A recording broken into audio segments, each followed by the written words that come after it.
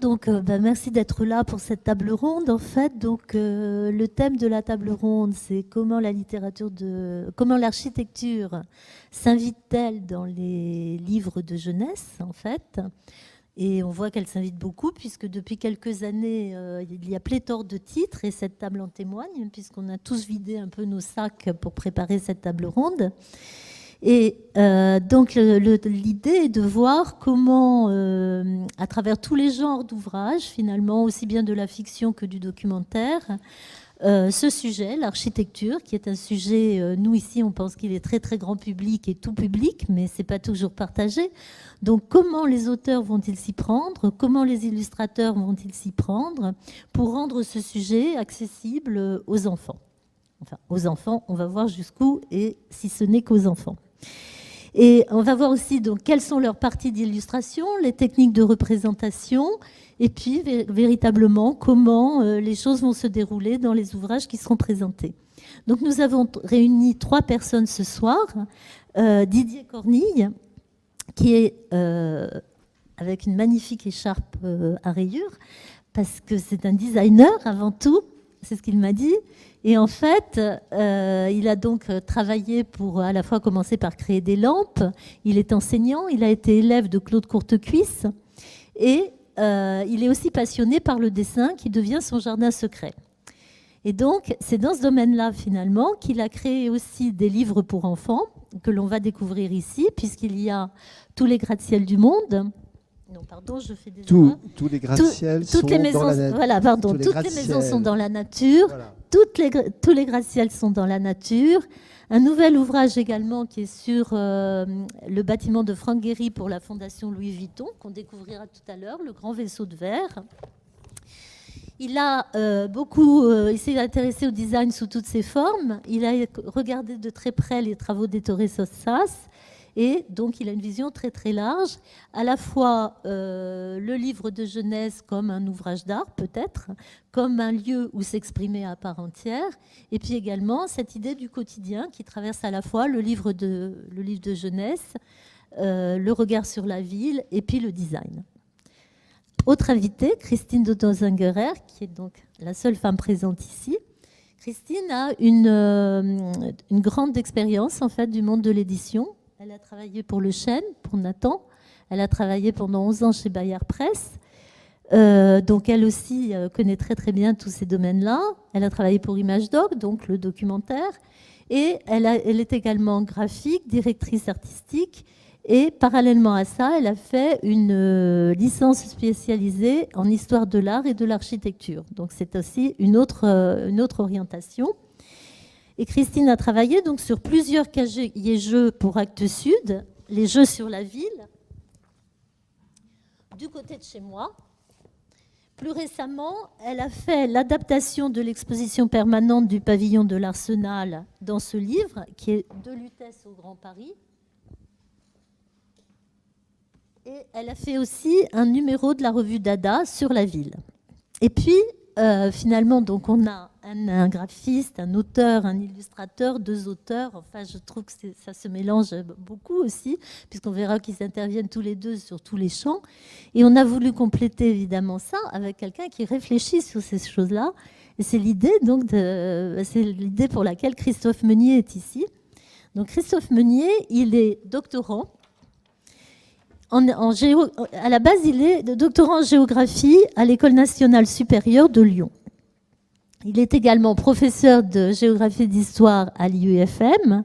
Et donc, il mène depuis plusieurs années un travail absolument passionnant sur l'album pour enfants, qui est donc le sujet de sa thèse, en fait, à travers un corpus d'une 30aine d'albums qui ont tous un point commun, mais encore plus. Voilà. 300 albums. Voilà. Non, mais vous êtes parti de 300, mais vous êtes centré sur 30, en fait, c'est ça? Non, 300, oui. Bon. 300. Alors, je suis parti de 30 et je suis arrivé à 300 et quelques. Voilà, ça c'est l'inconvénient des thèses, je pense. Donc le point commun de ces albums, et il en parlera mieux que moi, c'est que finalement tout se déroule dans un univers domestique, en fait. Et donc c'est aussi une façon de voir comment l'architecture, l'univers domestique, mais aussi bien évidemment la ville, le territoire, des territoires enchantés, les territoires de la ville super moderne ou surmoderne, etc., se promènent à travers ces albums. Autre chose, il est également l'auteur d'un blog qui est tout à fait passionnant, en fait, sur ces notions d'espace dans le livre pour enfants. Donc, on va aborder au fil de cette soirée toute une série de thèmes, en fait. On va se demander comment ces livres sont produits, quelles sont les intentions qui y sont mises, comment le texte et l'image se complètent, se rencontrent ou se déconcertent, peut-être. Et pour commencer, peut-être qu'on va revenir donc sur les prémices, un petit peu de cette histoire, finalement. Donc, il y a un bref rappel historique qu'on pourrait faire. Alors, bien évidemment, on pourrait remonter au siècle précédent, mais ce n'est pas tout à fait notre propos. Mais c'est peut-être de regarder comment, dans les 50 dernières années, le livre, l'architecture ou la ville se sont invités dans les livres pour enfants. En fait, moi j'ai remarqué dans les années 50 que finalement, on avait des documentaires. Il y avait un livre qui s'appelait Tout connaître. Moi je me souviens que c'était dans Tout connaître que j'avais découvert la ville de la Savoie pour la première fois. Il y avait des livres sur les châteaux, il y avait des livres sur les cathédrales, il y avait des choses comme cela, mais en même temps, pas forcément quelque chose qui prenait en compte toute l'architecture et la ville comme dans les ouvrages que l'on va présenter tout à l'heure. Et ensuite, dans les années 80, en fait, ce qui s'est invité chez les éditeurs, c'était véritablement les grandes années de l'écologie, de l'environnement, etc. Des éditeurs comme Bayard Presse, Gallimard, les éditions Milan, etc. ont fait beaucoup de livres sur ces choses-là. Et c'était plus difficile, finalement, d'arriver à intégrer l'architecture. Et moi-même, je sais que j'ai fait quelque chose pour les enfants il y a quelques années, et je me souviens qu'à Bayard Presse, en fait, vous avez travaillé à Bayard Presse, l'une des difficultés, c'était de faire entrer ça dans les astrapans, dans des choses comme ça, et la seule chose que j'avais réussi à faire moi à ce moment-là, c'était un astrapan sur le tunnel sous la Manche. Donc on n'était pas dans l'architecture, en fait. Vous travailliez pour ImageDoc à ce moment-là. Comment les choses se passaient-elles, finalement ? Moi, je travaillais effectivement à ImageDoc dans les années 90 à 2000. Il n'était pas très souvent question d'architecture. En fait, ImageDoc fonctionnait à l'époque sous la forme de 4 rubriques. Il y avait une rubrique scientifique, une rubrique animalière, une rubrique historique. Donc l'architecture pouvait éventuellement se trouver un peu dans la partie historique, mais n'avait pas une place très très importante en fait. C'est au début des années 2000 en fait, oui, que les choses vont changer avec ce plan lancé par Jack Lang, par Claude Mollard également, dont Jack Lang au moment où il est au ministère de l'Éducation nationale, qui va lancer un plan sur le livre en accord avec Catherine Tasca au ministère de la Culture. Et est-ce que ce n'est pas ce moment-là finalement qui va aider à ce que toutes ces choses apparaissent en fait ? Est-ce que vous avez des repères de votre côté, Didier ? Alors, moi, j'ai d'autres repères, parce que moi, je pense qu'il y a une sorte de contamination, c'est-à-dire que les enfants ont fait un peu comme les parents. Et je pense que, moi, j'ai le souvenir de ce que faisait Culot à Bruxelles, c'est-à-dire qu'en fait, il alertait les habitants sur les destructions. Et je sais qu'à ce moment-là, d'ailleurs, je m'étais interrogé, j'habitais à Lille, et je m'étais interrogé sur ces usines qui étaient noircies, et je les ai redécouvertes. Je pense que, enfin, pour moi, c'est un signal. J'ai redécouvert donc la qualité plastique de ces usines qui étaient des châteaux de l'industrie. Puis j'ai redécouvert d'ailleurs des maisons de mon quartier de banlieue, et des maisons qui avaient des influences Art Nouveau. Et ce nouveau regard était, je trouve, voilà, il y avait un nouveau regard sur ces maisons qui, au départ, ne semblaient pas avoir beaucoup d'intérêt. Puis je pense aussi que pour le grand public, il y a eu la catastrophe de la destruction des Halles. Enfin, j'exagère un peu le terme, mais donc il y a eu les Halles. Il y a eu aussi toute la polémique autour de Beaubourg. Il y a eu aussi les grands projets sous Mitterrand. Et donc le grand public a été sensibilisé à ces questions. Et effectivement, les enfants se sont prêtés au jeu, où il y a peut-être, voilà. Hein, mais je ne suis pas un spécialiste de cette question, donc je ne peux pas vous en dire plus. Mais c'est d'abord le grand public qui a été vraiment pris à partie, qui s'est senti interrogé, voilà. Oui, en fait, ce qui est intéressant dans ce que vous dites, finalement, c'est la notion peut-être un peu de mise en vitrine, comme si on était dans un musée. C'est-à-dire que tout d'un coup, on invite les gens à jeter un regard différent sur quelque chose. Et effectivement, ça peut faire naître des choses. C'est bien ce que vous dites, en fait. Ce travail de culot, c'était ça, à la Cambre, à Bruxelles. C'était vraiment d'avoir permis de mettre l'accent sur des sujets, sur des thèmes, de regarder les choses autrement. Oui, et puis lui-même, il a poussé à éditer des livres. Bien sûr. Et donc à faire aussi une sorte d'inventaire de ces maisons sans qualité, mais qui avaient tout de même un peu de qualité, de ces usines, etc. Alors on a retrouvé d'ailleurs tous ces principes structurels en béton, fabrication en béton, qu'on avait laissé tomber, qu'on avait abandonnés ou dont on ne tenait pas compte. Bien sûr. Et dont les détails décèlent au fait des trésors quelquefois. Voilà. Hein. Et voilà, donc c'est un peu mon avis. C'est des trésors qu'on verra dans vos livres tout à l'heure, d'ailleurs. J'espère. Voilà. Christophe, de votre côté, est-ce qu'il y a, puisque vous êtes dans l'histoire, hein, donc, et que vous avez un corpus encore qui ne fait que grandir, est-ce qu'il y a des repères si par exemple, vous demandez 3 repères dans les 50 dernières années, 3 repères dans les 15 dernières années, qu'est-ce que vous évoqueriez? Alors, si vous commencez à partir des années 50, moi je pense qu'il y aurait déjà... Alors c'est très difficile de donner des livres types qui pourraient être vraiment des plaques tournantes ou des pièces maîtresses qui feraient que tout change. Mais je pense que déjà, après la Seconde Guerre mondiale, déjà dans les années 60, il y a déjà quelques albums qui sortent et qui s'intéressent à placer des personnages avec une histoire dans des lieux qui sont quand même patrimonialisé. Moi, je dirais que plutôt l'architecture au départ, c'est vraiment l'architecture patrimoine. Je pense notamment à des livres comme toutes les collections de Miroslav Sasek, par exemple, hein, où en fait on redécouvre le patrimoine, on met en valeur, le patrimoine architectural. Je pense à des livres, je parle à des auteurs comme Bemmelmans, par exemple, avec toute la série des Madeleines. C'est des livres qui sont en plus étrangers, qui vont être traduits en France, mais qui rendent compte de cette première étape-là. Donc il y a vraiment pour moi, pour le géographe, c'est assez intéressant parce que finalement les personnages se rendent complètement un petit peu à part, du moins comme des observateurs finalement par rapport à ce patrimoine. Et puis après, il y a alors là je vais rejoindre ce que disait Didier Cornier tout à l'heure, c'est que à partir des années 70, fin 60-70, là il y a de nouvelles histoires qui apparaissent, notamment chez des petits éditeurs. Moi j'ai en tête essentiellement La Farandole par exemple, qui était un petit éditeur, on va dire petit éditeur, c'est une grosse maison d'édition quand même, qui a disparu maintenant, mais qui s'est interrogé justement sur les grands ensembles. Oui. C'est la première fois où on voit finalement s'intéresser sur les grands ensembles et le problème des grands ensembles. D'abord d'une manière très positive, et puis petit à petit avec tous les problèmes qui vont se poser face aux grands ensembles, et ça va être dans les années vraiment milieu des années 70. Et avec plusieurs livres donc. Plusieurs, oui, dans la collection, plusieurs livres. Moi, j'ai en tête un livre qui s'appelle Nicole au 15e étage, par exemple, où là, c'est une petite fille qui rencontre de la merveille que sont ces grands ensembles pour elle, puisque sortir de la guerre et des baraquements finalement de fortune qu'on a juste après la reconstruction, on arrive finalement au modernisme. Hein, et donc oui, c'est les vues sur l'extérieur, c'est la salle de bain, c'est tout cela. Hein. Voilà, c'est tout ça. C'est des logements qui sont finalement un peu plus conformes à l'hygiène, quoi. Et puis après, alors c'est très difficile de donner des dates, mais je pense qu'après on a les années 90-2000, donc là on rejoint un petit peu, et là on a une profusion d'ouvrages qui s'intéressent vraiment à l'espace domestique et surtout aux liens que l'enfant, parce que c'est souvent ça, le héros c'est l'enfant, hein, mais que l'enfant fait avec sa chambre, avec sa maison, et là on a une autre relation qui a été lancée déjà dans les années 70, parce qu'il y a déjà un problème sur ce que c'est qu'habiter finalement déjà dans les années 70. Hein. Est-ce qu'on doit finalement, est-ce que les cités c'est aussi moderne que ça? Est-ce que c'est aussi bien que ça?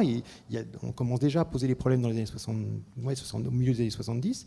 Puis en 2000, moi je pense qu'on est déjà dans des albums qui évoquent énormément finalement la rêverie, la maison type, l'archétype, le prototype peut-être de la maison idéale. Et là, on laisse vraiment libre cours à l'imagination des enfants. Et là, c'est les années 2000, en fait. Ouais, je veux dire. Ouais. Et ce qui coïncide avec un moment où on a commencé à dire aux architectes, en fait, en France, de reconquérir la maison individuelle, en fait, qui leur avait échappé dans les années première partie des années 90, en fait. Ce qui a fait naître des choses comme les revues, la revue à vivre, etc. Et ce qui permet un bouleversement, en fait. Parce qu'il y a un petit bouleversement là qui est peut-être intéressant pour revenir à notre sujet. C'est que si on reprend le design, en fait, ce qui a fait changer le goût des Français beaucoup, c'était quand même les magasins Habitat. Et là, on voit finalement que ces maisons, ça a aussi un impact, en fait, tout ce travail sur les maisons qui arrive. Et dans les albums, pour revenir aux albums, alors que dire de la maison de Barbapapa? Que dire des maisons de Dame Souris? Est-ce que c'est des moments particuliers? La maison de Barbapapa, oui, c'est un moment particulier, parce que ça se situe dans les années 72-73, si j'ai de mémoire. Et donc, on est vraiment dans la contestation des cités, hein, puisque, je ne sais pas si tout le monde a en mémoire ce livre, mais en fait, on a à un moment donné la famille Barbapapa qui habite des maisons, des petits pavillons de banlieue, finalement, qui commencent à être happés, déchirés, croqués par les grues, et qui finalement se font remplacer progressivement par des grands ensembles cubiques, parallélépipédiques, avec des formes, des cages à lapin, cages à lapin, quoi, hein. On voit bien à un moment donné sur une double page. Et puis cette famille, on sent bien qu'elle est très à l'étroit et qu'elle va partir progressivement très loin dans la campagne, qui devient l'opposition complète de la ville, où elle va reconquérir et habiter vraiment une maison qui va être faite à son image. Et les maisons de Dame Souris, c'était un grand moment ou un petit moment? Ou pour vous, qu'est-ce que ça représente? Les maisons de Dame Souris, on est dans les années 80 déjà, donc là on est plus sur une réflexion sur les différents types d'habités. Mais cela dit, ce qui est intéressant ici, c'est comment, alors là, je parle pour un géographe, hein, c'est-à-dire ce qui est intéressant, c'est comment finalement, dans cette histoire de Dame Souris, puisque Dame Souris, elle est architecte, elle va construire des maisons pour les différents personnages qu'elle rencontre et qui viennent la voir d'ailleurs, c'est comment finalement on transforme l'environnement dans un milieu qui va être un milieu habitable, oui, vivable. Et puis quelles sont les commandes que les gens vont passer à l'architecte Souris? Voilà, et comment l'architecte essaye d'épouser au plus près finalement ces commandes pour correspondre à l'être humain, quoi, et à ses diversités. Il y a d'autres moments qui sont particuliers pour vous dans ce panorama, ce petit panorama qui nous ramène au livre d'architecture ou au livre sur la ville? Oui, enfin, avant d'évoquer les vôtres, parce que ça, on va le faire après. J'ai fait justement une étude sur l'évolution du marché du livre d'architecture vers le grand public. Donc pas seulement jeunesse, mais en général. Je me suis interrogée sur cette question. Et j'ai remarqué effectivement un développement assez important à partir des années 2000, très très clairement. Aussi bien chez des éditeurs comme... de beaux livres type Ta chaîne qui se sont mis à publier des livres sur des architectes très connus. Alors ça, c'était plutôt... on mettait en avant la médiatisation de l'architecte star, un petit peu comme ce qui s'était produit dans les années 80. C'était pour moi un peu la continuité de tout ça. Et puis, on a vu effectivement... sortir un certain nombre de livres pour enfants à partir de ce moment-là. Et pour moi, ça correspond vraiment à cette volonté de faire entrer l'architecture à l'école, qui était un projet qui émanait du ministère de la Culture et de l'Éducation nationale. Un projet conjoint qui avait été engagé, projeté en tout cas dans les années au tout début des années 2000, et qui était censé amener les enfants vers l'architecture à travers des ateliers, des visites, et qui malheureusement n'a pas été très loin. Mais ça n'a pas été loin à l'école, mais en même temps, je pense que ça a fonctionné quand même par rapport à tout ce qu'on voit aujourd'hui. Mais c'est vrai que ça a été l'occasion pour les éditeurs de prendre ce chemin-là et on a dû d'y aller. Bon, alors maintenant, on va peut-être se donner un petit moment pour découvrir donc les ouvrages des deux protagonistes. Et ensuite, Christophe va nous parler de sa recherche d'une manière un petit peu plus précise et du blog. Par qui commence-t-on? Tiens, on pourrait peut-être commencer par... on va commencer le par dernier. Ce livre qui doit paraître incessamment. Donc là, c'est une avant-première que nous avons. Voilà, et donc c'est le bureau le vaisseau de verre, non pas le bureau, le vaisseau de verre de Franck Gehry. Voilà, c'est en fait... Alors, c'est un livre qui est... Je vais le présenter tout simplement. Hein, donc c'est-à-dire que il y a d'abord... c'est donc un format, vous voyez, comme une petite mallette. Enfin, voilà, j'aime beaucoup un format idéal, je trouve. Je ne veux pas faire de promotion, mais c'est comme ça que je le trouve. C'est un bel objet, un peu comme une pochette, hein, qu'on peut emporter sous le bras. C'est important. Alors, après, il y a, en fait, vous trouvez un pop-up qui a eu un petit accident, hein, c'est-à-dire que, donc, en fait, c'est une architecture qui est très complexe et dans l'espace, et donc, en fait, je pense qu'il était très difficile à dessiner. On n'a pas d'orthogonalité, si on peut dire, et donc, en fait, il était intéressant finalement de faire quelque chose de relativement frontal, mais pour exprimer par plan les différentes voiles qui constituent ce bâtiment. Et puis après, c'est une promenade qui... attendez, voilà, oui, voilà. Alors c'est une promenade qui nous mène en fait à ce bâtiment qui est noyé, qui est plongé dans le bois de Boulogne. Alors, j'ai voulu montrer donc des travaux, une démarche très particulière de Franck Gehry, puis au départ surtout la maison qu'il a constituée en improvisant un espace supplémentaire qui était une cuisine, qui était une demande de sa femme. Et donc en improvisant, tout en improvisant avec des matériaux pauvres, avec de la tôle, avec du verre, et en arrivant en fait à une silhouette très complexe, mais qui a une réelle qualité. Bon, puis voilà donc les références, qui sont en fait l'architecture de verre du Grand Palais, et puis le site lui-même avec le jardin d'acclimatation, et puis un aspect important, c'est l'emploi, l'usage des maquettes de toute taille, qui sont des expérimentations. Et puis ce que je trouvais j'ai essayé, alors c'est très complexe parce que c'est en fait un travail d'aller-retour entre le numérique et puis en fait un travail de manipulation de papier. Et donc c'était voilà donc toute la complexité qu'il fallait exprimer. Et puis après donc pour exprimer également cet aller-retour entre la fabrication des éléments qui sont tous uniques, hein, je pense aux panneaux de verre, aux panneaux de béton qui recouvrent le bâtiment, et puis ces allers-retours entre donc la fabrication, la conception, etc., ce va-et-vient continuel. Et puis après, bien sûr, les différentes étapes de la construction, je trouve que c'est important de détailler donc ces différentes étapes pour arriver finalement aussi à montrer peut-être des choses qu'on ne voit pas souvent, qui sont par exemple ce petit prototype qui permettait donc à Franck Gehry, voilà, et puis donc à la personne qui avait pris la commande, donc de vérifier si tout fonctionnait parfaitement bien. Et puis voilà, et puis ça se termine par évidemment j'aurais voulu parler un peu plus longuement de l'intérieur, mais en fait il y avait une question de quantité de pages, et puis ceci se termine par en fait une démonstration donc de l'ensemble de la construction avec toute la foule, parce que ça c'est important. En fait, une architecture n'existe que quand elle est habitée. Voilà. Alors je me remets là quelques minutes, et quand il y aura d'autres présentations de livres, pour que tout le monde puisse voir les livres quand on les présente. En fait, je me déplacerai. Donc, on reviendra là-dessus tout à l'heure à propos des techniques de représentation et puis des enjeux, en fait. Donc, on reste toujours sur... on va faire auteur par auteur, en fait. Donc, autre titre, en fait, tous les gratte-ciels sont dans la nature.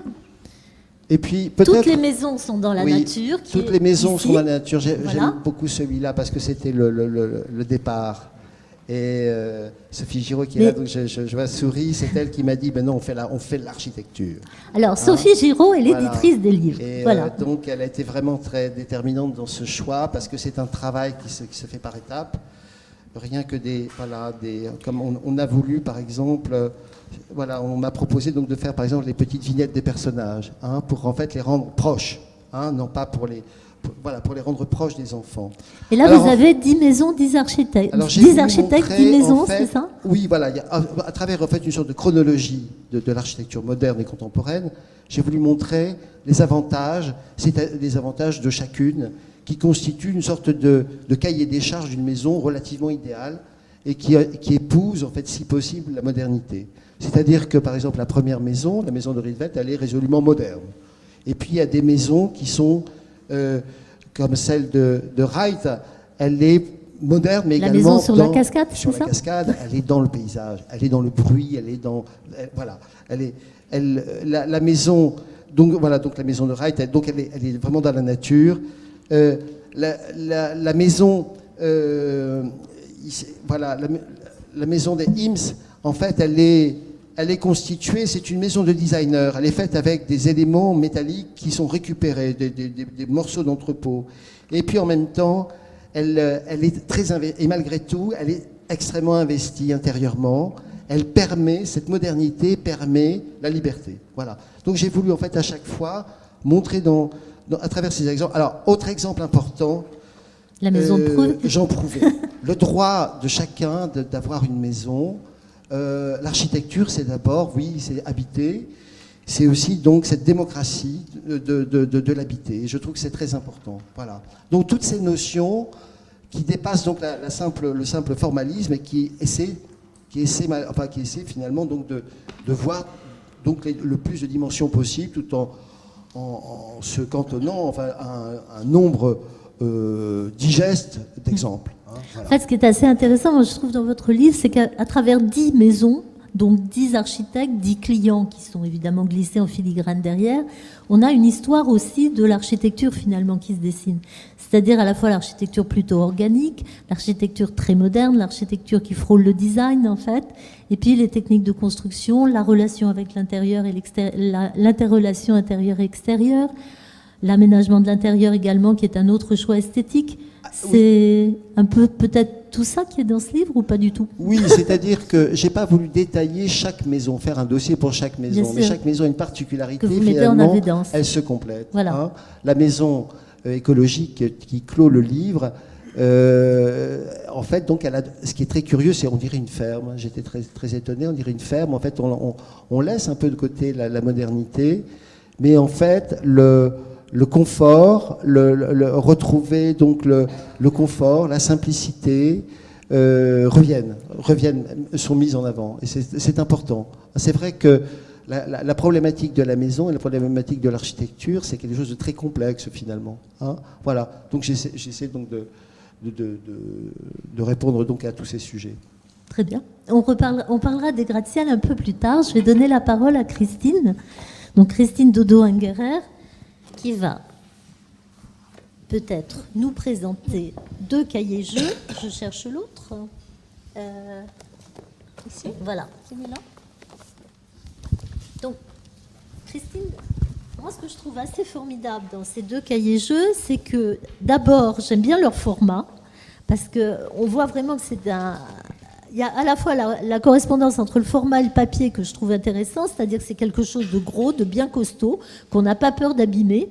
Quand on est petit, on sait très bien que les choses, on les manipule et tout. Et en plus, rien que cet aspect-là, finalement, on voit que c'est des objets qu'on va s'approprier à la fois pour découvrir une ville un peu sous toutes ses facettes, dans ses secrets, ses grandes lignes, son plan, mais aussi ses petits brins d'herbe, finalement. Et puis en même temps, l'enfant est sollicité en permanence à chaque page. Ça, c'est pour les jeux sur la ville. Et puis, il y a aussi l'autre livre, qui est un livre beaucoup plus domestique, qui me fait penser, moi, à la vie mode d'emploi de Pérec, en fait. Donc, est-ce que vous pouvez nous dire, voilà, ce qui vous a guidé dans ces dessins et comment vous avez composé ces choses-là? Alors déjà, pour la question... C'est comme ça, pour avoir les livres quand vous allez les présenter. Oui. Pour la question du format, eh bien, je dois dire que je me suis coulée dans une collection naissante dont je peux vous montrer le premier exemplaire, qui est un livre de Véronique Andersen sur les jardins. Donc, ce livre était le premier en fait de la série de livres-jeux chez Actes Sud. C'était un peu le début des livres-jeux en fait dans l'édition. Il n'y en avait pas tant que ça. Maintenant, tout le monde fait des livres-jeux. Moi, j'avais déjà commencé à réfléchir à des projets de livres qui traitent de l'architecture et de la ville pour les enfants. Et j'avais donc présenté un certain nombre de projets. J'en avais 3 ou 4 que j'ai présentés à certains éditeurs. Et Actes Sud a rebondi sur un de mes projets, en fait, qui était un petit peu différent, en me demandant finalement de prendre la suite de Véronique avec une thématique ville.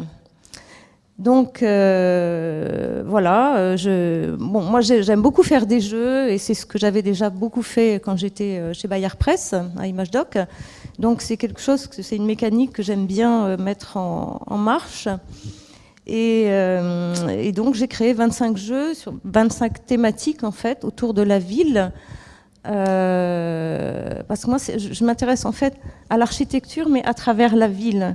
Je suis pas tant dans la volonté de transmettre une architecture savante que plutôt essayer de s'approprier un espace, inviter l'enfant à s'approprier son espace quotidien.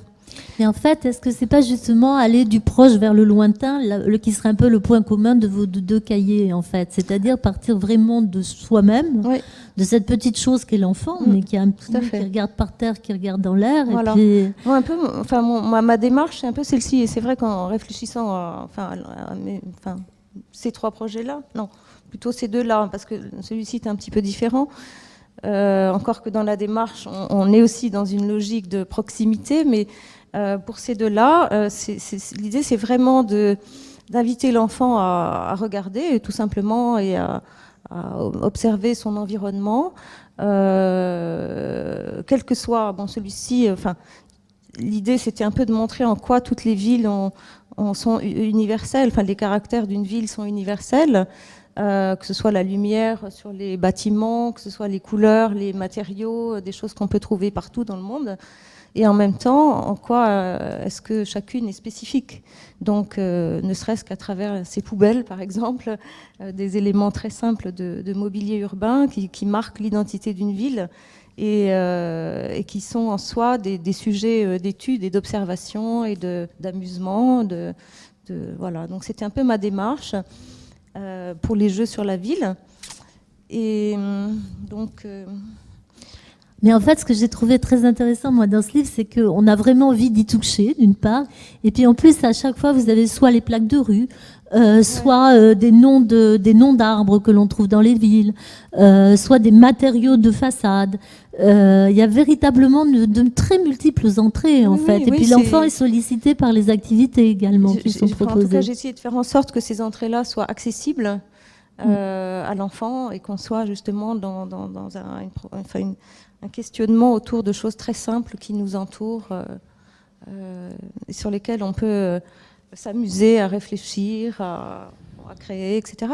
Alors la question du format, effectivement, c'est un format extrêmement agréable, il est large, il est généreux. On a envie de s'y plonger, il y a une dimension confortable. Donc c'est vrai que c'est un très beau format. Ouais. Et quand vous aviez travaillé aussi sur la revue Dada, alors la revue Dada, c'est aussi quelque chose qui était quand même très très innovant quand ça a été lancé, et c'était un autre thème sur la ville. Donc quelle a été la différence finalement entre s'adapter à une revue et puis inventer ce cahier-jeu pour Actes Sud dans une collection existante? Le travail a été très différent dans la mesure où pour ces deux livres-là, et même celui-ci, j'ai fait vraiment un travail d'auteur, de conception de livres dans les thématiques, dans les détails. C'est vraiment un travail de conception.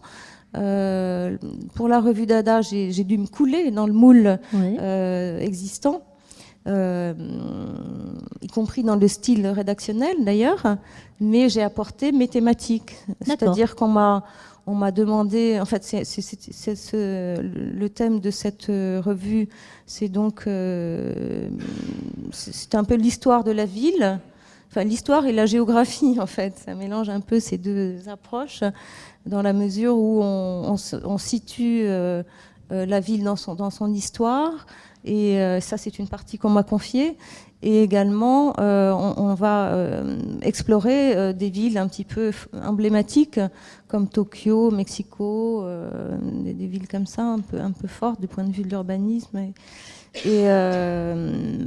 Moi, j'ai travaillé plus sur la partie historique et aussi sur quelques thèmes comme habiter, travailler, des choses comme ça, ou circuler, les circulations. Mais je me suis vraiment coulée dans un moule existant. D'accord. Disons que là, c'est plutôt mes connaissances qui ont été mises en œuvre plus qu'un travail de création réelle, en fait. Ouais, alors que là, on parle, bon, on y reviendra après, de oui. vos photos complétées par des illustrations. Donc c'est très oui, différent. alors c'est vrai que pour ce livre, pour les jeux mais sur ça, la on va ville... en reparler après. Ouais, d'accord, okay. De la représentation, c'est okay. un autre sujet. Par contre, ce qui est intéressant, c'est que là, on peut faire un lien direct, véritablement, puisqu'on parlait de la géographie, du territoire, avec votre travail, parce que, en fait, on disait tout à l'heure, avant que vous arriviez, parce qu'on parle toujours un peu des invités avant qu'ils arrivent, et on disait avec Véronique qui est derrière moi, donc du service des publics, puisque le service des publics était très associé à cette conversation montée par Sandrine de la bibliothèque. Et on disait tout à l'heure, c'est quand même incroyable, un géographe qui se spécialise dans le livre, dans l'album pour enfants. On a trouvé ça vraiment, ça nous a beaucoup plu comme idée. Et donc, voilà, qu'est-ce qui vous a amené à cette affaire ? Ce qui m'a amené à cette affaire, ce serait mon travail déjà, je dirais mon gagne-pain en fait. Hein. Je travaille à l'ESP maintenant. Vous avez dit UFM, il faut dire SP maintenant. Excusez-moi, j'étais encore sous des appellations que je connais bien. Alors, pardon. On a changé l'étiquette, mais bon, le contenu reste à peu près le même. Oui, donc en fait, la formation des enseignants m'a questionné finalement sur quels seraient les supports. Enfin, je pense que c'est un mystère pour personne. La géographie est quand même une science qui est peu enseignée dans le primaire, parce que faute je pense, de formation solide des enseignants. Et donc, du coup, comment pouvoir faire comprendre à des jeunes enseignants qui vont enseigner dans le primaire que finalement la géographie, c'est sympa et qu'on pourrait en faire avec des moyens qu'ils utilisent pratiquement tous les jours, et notamment dans les classes de primaire, les albums pour enfants, c'est des choses qu'ils utilisent, qui font partie de leur quotidien. Et peut-être que sans le savoir, ils utilisent d'ailleurs des albums qui parlent d'espace. Et donc l'idée, elle est venue comme ça, en fait, juste comme ça. Et puis après, en grattant un tout petit peu, on s'est aperçu que, oui, voilà, comme vous disiez tout à l'heure, vous parliez du blog, mais le blog, c'est vraiment un cahier de recherche, c'est-à-dire que les premiers messages ou les premiers posts sur le blog sont enfin, voilà, quand j'ai dit qu'il y avait 30 albums au départ, c'est que j'ai trouvé 30 albums, puis finalement en grattant on en trouve d'autres, et que le corpus s'est étoffé au fur et à mesure de la recherche, quoi. Et en plus votre corpus, en fait, véritablement, il est extrêmement transversal, parce que vous avez des maisons, enfin vous parlez d'albums du monde entier, en fait, qui donnent à voir donc des maisons dans tous les pays du monde, c'est bien les maisons asiatiques que les maisons nordiques. Il y a des maisons de rêve, des maisons enchantées. Et finalement, ce corpus, il peut continuer encore extrêmement longtemps, finalement. Comment vous allez... Est-ce que vous avez décidé à un moment que vous allez vous focaliser sur certains thèmes ou... Alors ça, je ne sais pas. Après, oui, j'ai déjà des petites pistes après pour travailler d'autres thèmes. Enfin, là j'ai arrêté à 312 pour l'exercice de la thèse. Mais heureusement, je dirais, après, ça continue, quoi. Enfin, il y a d'autres choses qui sortent grâce à des auteurs. C'est un vrai plaisir de s'y plonger. Mais oui, alors il est vaste parce qu'effectivement, le thème de la thèse, c'est les espaces dans les albums pour enfants. Donc les espaces, ça commence de l'espace domestique jusqu'à l'espace monde. Donc évidemment, ça devient très large.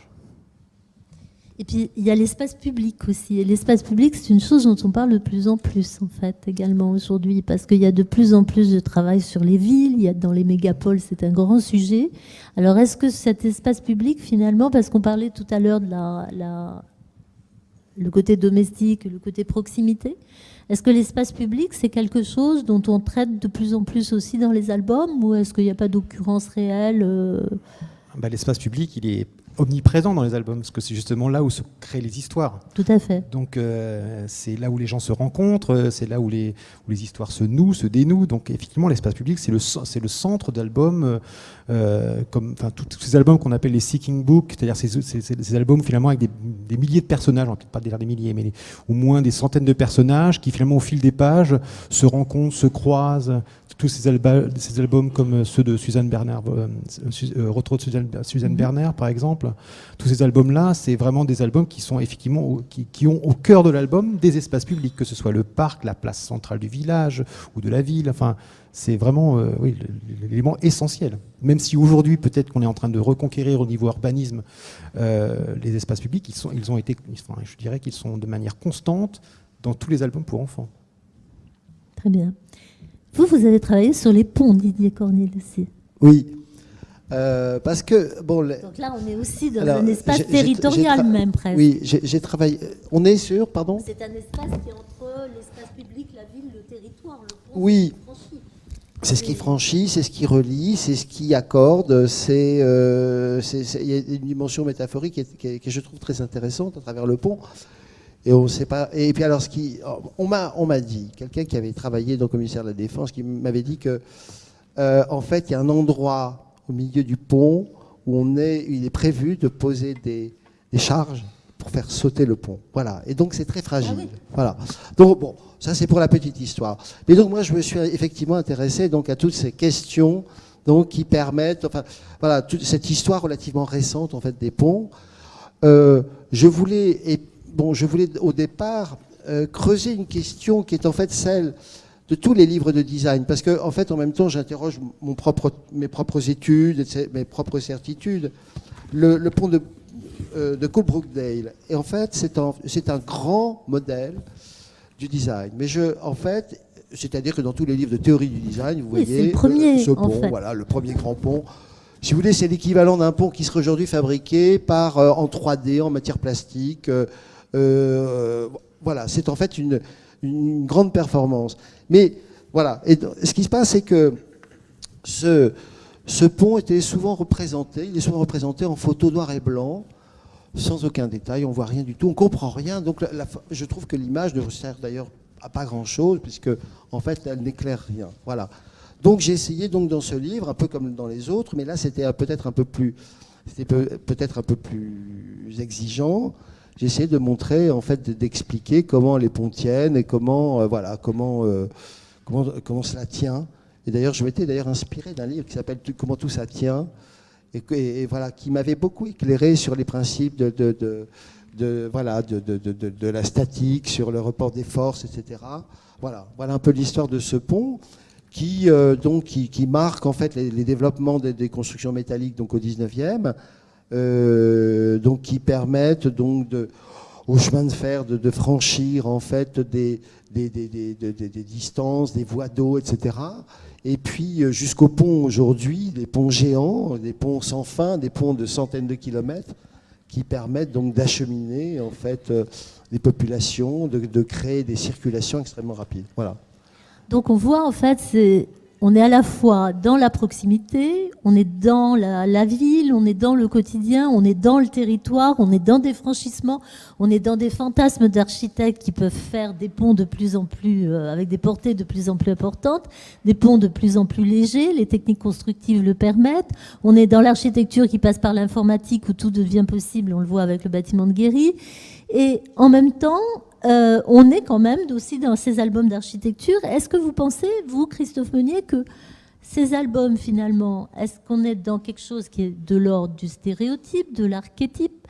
Est-ce que ces albums suivent l'aspect un peu documentaire des choses, ou bien au contraire, est-ce qu'ils ouvrent des pistes sur des choses absolument incroyables que peut-être on verra fleurir dans l'architecture dans 10, 15, 20 ans?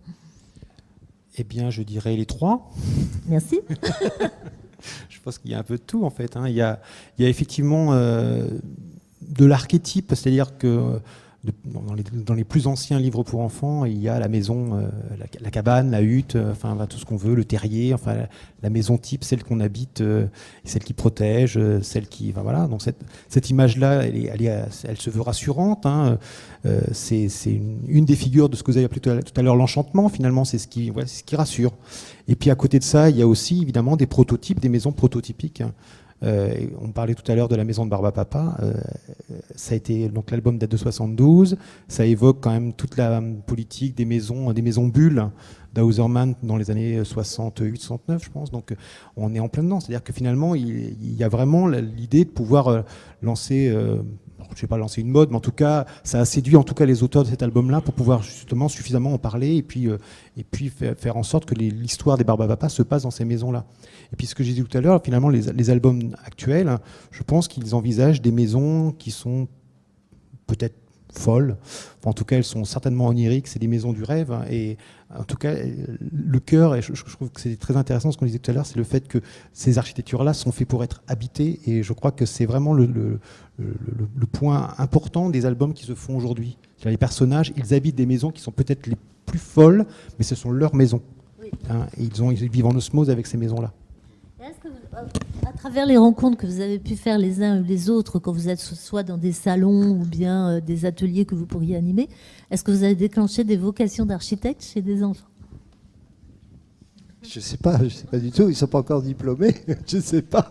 Je sais pas, quand vous animez des ateliers, vous l'avez fait. Je sais vous que avez animé un atelier, ouais, non? moi, j'étais frappé dans une école, un enfant qui a à peu près 6 ans m'a dit, il est sorti le dernier, il m'a dit, expliquez-moi comment on fait un livre. Et je trouvais que, alors il était peut-être pas architecte, il était designer, mais je trouvais qu'il y avait, là il m'a beaucoup étonné parce qu'il voulait, voilà, tout de suite savoir comment on faisait les livres. Et j'ai trouvé ça, voilà. Donc c'est peut-être donc il est en voie de devenir au moins designer. Il va faire un livre d'architecture. Voilà. En fait. Vous, Christine? Non, moi j'ai pas l'impression d'avoir, j'ai pas eu cette expérience-là en tout cas, d'avoir suscité des vocations. En revanche, plusieurs personnes m'ont dit qu'elles allaient donner mon livre à leur enfant qui était étudiant en architecture. Donc c'était un livre qui était censé intéresser le jeune public, mais finalement on se rend compte que ces livres-là intéressent un public beaucoup plus vaste que celui pour lequel ils sont destinés au départ. Mais en fait, moi, je voulais parler d'un livre que j'ai offert à beaucoup d'amis non architectes. En fait, je voulais l'évoquer tout à l'heure, puisque Michel Ragon était présent à la dernière séance de conversation qu'avait fait Sandrine sur un autre thème. Et en fait, ça, c'est un cadeau, moi, que j'ai fait à beaucoup d'amis architectes, en fait. C'est quoi l'architecte? À beaucoup d'amis non architectes, justement, qui se demandaient un peu ce que c'était que cette drôle de matière. Donc ça, c'était un des premiers livres aussi sur l'architecture, qui est tout petit. C'est là que cette collection Petit Point Seuil, qui est très, très bien. Et c'est quoi l'architecture, donc illustré par Descloseaux et par Michel Ragon. Et ça aurait été intéressant de lui demander aussi s'il avait déclenché des vocations, mais je crois que ces livres peuvent déclencher des vocations véritablement. Enfin, moi, j'ai cette conviction. Je voudrais, Christine, qu'on aborde maintenant de Lutèce au Grand Paris, en fait, parce que là, tout à l'heure, on a parlé donc de la création, c'est-à-dire inventer des livres en se coulant dans une collection ou bien en ayant la liberté qu'accorde un éditeur, sur laquelle on reviendra tout à l'heure. Et là, c'était véritablement transcrire pour des enfants, au moment où s'ouvrait au pavillon de l'Arsenal un atelier pour les enfants, dans un livre, donc l'exposition permanente du pavillon de l'Arsenal. Donc le pavillon de l'Arsenal, je ne sais pas si tout le monde connaît ici ce lieu. C'est un lieu donc qui est au métro Sully-Morland et qui présente. C'est un lieu qui dépend de la ville de Paris, qui est un lieu d'exposition avec des expositions sur l'architecture depuis de très nombreuses années maintenant, et donc une exposition permanente. Alors comment la créatrice que vous êtes finalement s'est glissée dans le moule de cette exposition, en sachant qu'au pavillon ils avaient vraiment leurs contraintes également, qui vous ont été imposées. Tout à fait.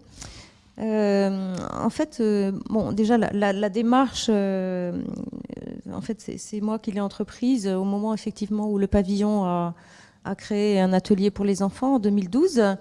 C'est un lieu que je fréquente très souvent. J'aime beaucoup leurs expositions. Et je leur ai proposé de travailler, enfin qu'on puisse travailler ensemble. Je ne savais pas encore sur quoi, mais j'avais quand même une petite idée derrière la tête avec la création de cet atelier pour enfants. Donc ils m'ont proposé, la base de leur iconographie, c'était celle effectivement de leur exposition permanente, qui retrace l'histoire de Paris, de Philippe Auguste au Grand Paris. Et qui n'est pas très enfantine, et qui est la part la plus encyclopédique chez eux. Qui n'est absolument pas destinée aux enfants, c'était pas le but, c'était, à l'origine, c'était vraiment pour un public d'adultes. Et donc ils étaient un peu désemparés en fait avec le manque d'accessibilité de cette exposition pour les enfants. Donc, ils m'ont proposé de faire un livre à partir de leur exposition permanente destiné à ce jeune public. Alors, mon travail a été déjà de leur dire que effectivement leur expo n'était pas du tout adaptée au jeune public, mais ensuite de réfléchir aux angles d'attaque par lesquels je pourrais engager cette réflexion de livres destinés au jeune public. Donc j'ai passé 6 mois dans des bibliothèques, à éplucher, à lire énormément de livres, pour essayer de voir quels étaient les points communs à toutes les périodes, donc des Gaulois, parce que moi je fais remonter l'histoire de Paris un peu plus tôt que ce que présente l'exposition du pavillon, et quelles pouvaient être les thématiques qui traversaient l'histoire de Paris, des Gaulois jusqu'à demain. C'est ça. Donc en fait, vous avez un petit peu dérogé à la trame, Voilà. pour vous trouver des entrées thématiques. Voilà, en fait. donc j'ai trouvé un certain nombre de rubriques, une dizaine à peu près, qui sont très simples, qui étaient des rubriques accessibles aux enfants et qui, en même temps, pouvaient réemployer, parce que c'était ça aussi la contrainte, la matière, donc une partie de l'iconographie de l'expo permanente, et en même temps qui soit du coup accessible aux enfants. Et quelles sont ces rubriques, par Alors exemple ? ces rubriques sont très simples, donc, enfin, si on peut dire, ce sont les limites de la ville. Donc je suis partie on peut dire encore une fois du plus grand vers le plus petit. Donc les limites de la ville, l'urbanisme, le tracé des rues, voilà, la rue Saint-Jacques, par exemple, comme première rue romaine qui est encore là aujourd'hui. Donc des choses qu'on peut voir encore aujourd'hui et non pas des choses qui ont disparu. Donc l'idée, c'était ça, c'était de mettre l'accent sur le Paris d'hier à travers les traces aussi qu'il a laissées aujourd'hui. Donc les limites de la ville, l'urbanisme, l'architecture officielle, monumentale, celle enfin les grands monuments, on va appeler ça comme ça, mais d'expliquer pourquoi ils sont là où ils sont et comment ça se fait, enfin, qui les a commandés, etc. Donc l'architecture officielle. Ensuite, la question du travail. Qu'est-ce qu'on faisait dans cette ville ? À quel moment ? Quelle était l'économie ? Quelles activités on pouvait y avoir qui ont pu laisser leurs traces aussi dans le nom des rues, des choses comme ça. Ensuite, l'habitat, bien sûr. On a consacré à des grandes images, des focus à l'habitat. Donc un peu sous quelques grandes périodes comme ça. Ça, c'est Haussmann, par exemple. On a essayé aussi, ça c'était une demande du pavillon, d'utiliser les représentations typiques de l'architecture. Ça veut dire utiliser des plans, montrer des coupes, ne pas faire un livre adapté au jeune public, mais sans trahir les intentions et les représentations officielles de l'architecture. Voilà, donc ces pages-là qui réservent une part belle à l'habitat. Et puis la question des transports. Voilà, c'est à peu près et le confort, bien sûr, la question du confort, comme l'arrivée de l'eau courante, enfin l'installation de l'eau, enfin les premières salles de bain, des choses comme ça, et resituer tout ça dans sa période. Donc, oui, en fait, on voit bien comment les thèmes que vous évoquez là peuvent véritablement aller de Lutèce au Grand Paris, en fait. Exactement. Et c'est une histoire, effectivement, qui devient extrêmement accessible aux enfants, puisque ils se promènent, ils ont des fonctions dans la ville, et bien sûr. Oui. Alors j'avais, dans le cadre de ces recherches que j'ai menées pendant 6 mois en bibliothèque et autres, je me suis arrêtée aux années 70 et je me suis dit, bon, si ça marche jusqu'aux années 70, ça va marcher pour la suite. Donc toute la partie finale, parce qu'ensuite, quand j'ai eu l'accord du pavillon pour faire ce livre, j'ai passé à la rédaction.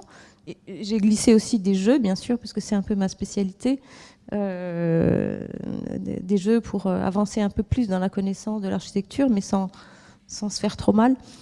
Et donc voilà, j'ai avancé pas à pas et j'étais très contente en arrivant à la fin au Grand Paris de voir que ces thématiques-là, elles étaient encore actuelles aujourd'hui. Donc la question de l'habitat, du travail, des transports, toutes ces choses-là existent depuis toujours et sont encore d'actualité. Cette affaire, en fait, de transcrire pour des enfants quelque chose qui est à la base destiné aux adultes, ça nous amène à une autre question qu'on s'est posée, en fait, c'était de savoir, le livre pour enfants, est-ce que c'est un livre pour les enfants? Est-ce que c'est un livre aussi pour les grands? Est-ce que c'est un livre, vous disiez Didier Cornille, à partager, un livre à vivre ensemble? Est-ce que c'est quelque chose de transgénérationnel? C'est le mot qu'employait Christophe Meunier. Finalement, quel est le statut de ces ouvrages, en fait? Moi, je sais que quand j'en vois là certains qui sont sur la table, je sais très bien que j'aurais vraiment pas envie de les donner, que quand mes enfants étaient petits, j'en ai volé, que j'ai mis de côté, que quand je veux comprendre un sujet auquel je suis censée ne rien comprendre, comme, je sais pas, la physique quantique ou autre, je vais m'acheter de toute urgence un livre pour enfants. Donc voilà, que peut-on dire de ça, en fait? Qui commence? Moi, je suis convaincue que, déjà, les livres pour enfants sont de plus en plus beaux. Ça, c'est une chose. Donc, en soi, ce sont des espaces de création pour les illustrateurs en particulier.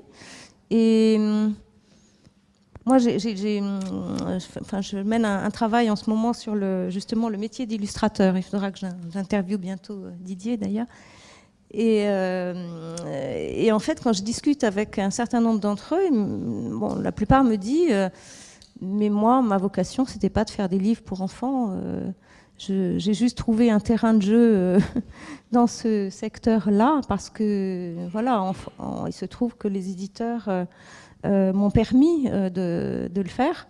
Mais voilà, je fais des livres pour tout public, en fait, qui ont des niveaux de lecture différents. On peut les prendre même de différentes manières, selon qu'on soit un enfant ou un adulte. Et moi, j'avoue aussi acheter encore aujourd'hui des livres pour enfants, pour moi. Didier, est-ce qu'il y a une dictature de la tranche d'âge pour vous? Non, c'est vrai que, en fait, moi, je me suis orienté vers le livre pour enfants.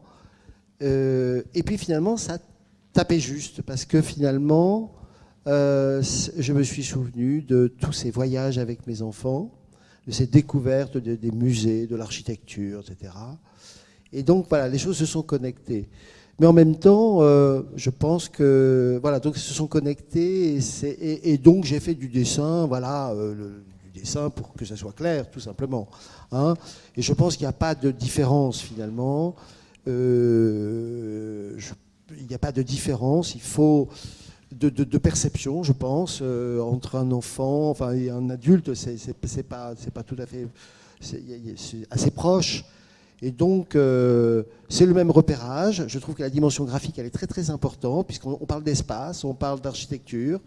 Et donc, cette dimension graphique, voilà, il faut la partager.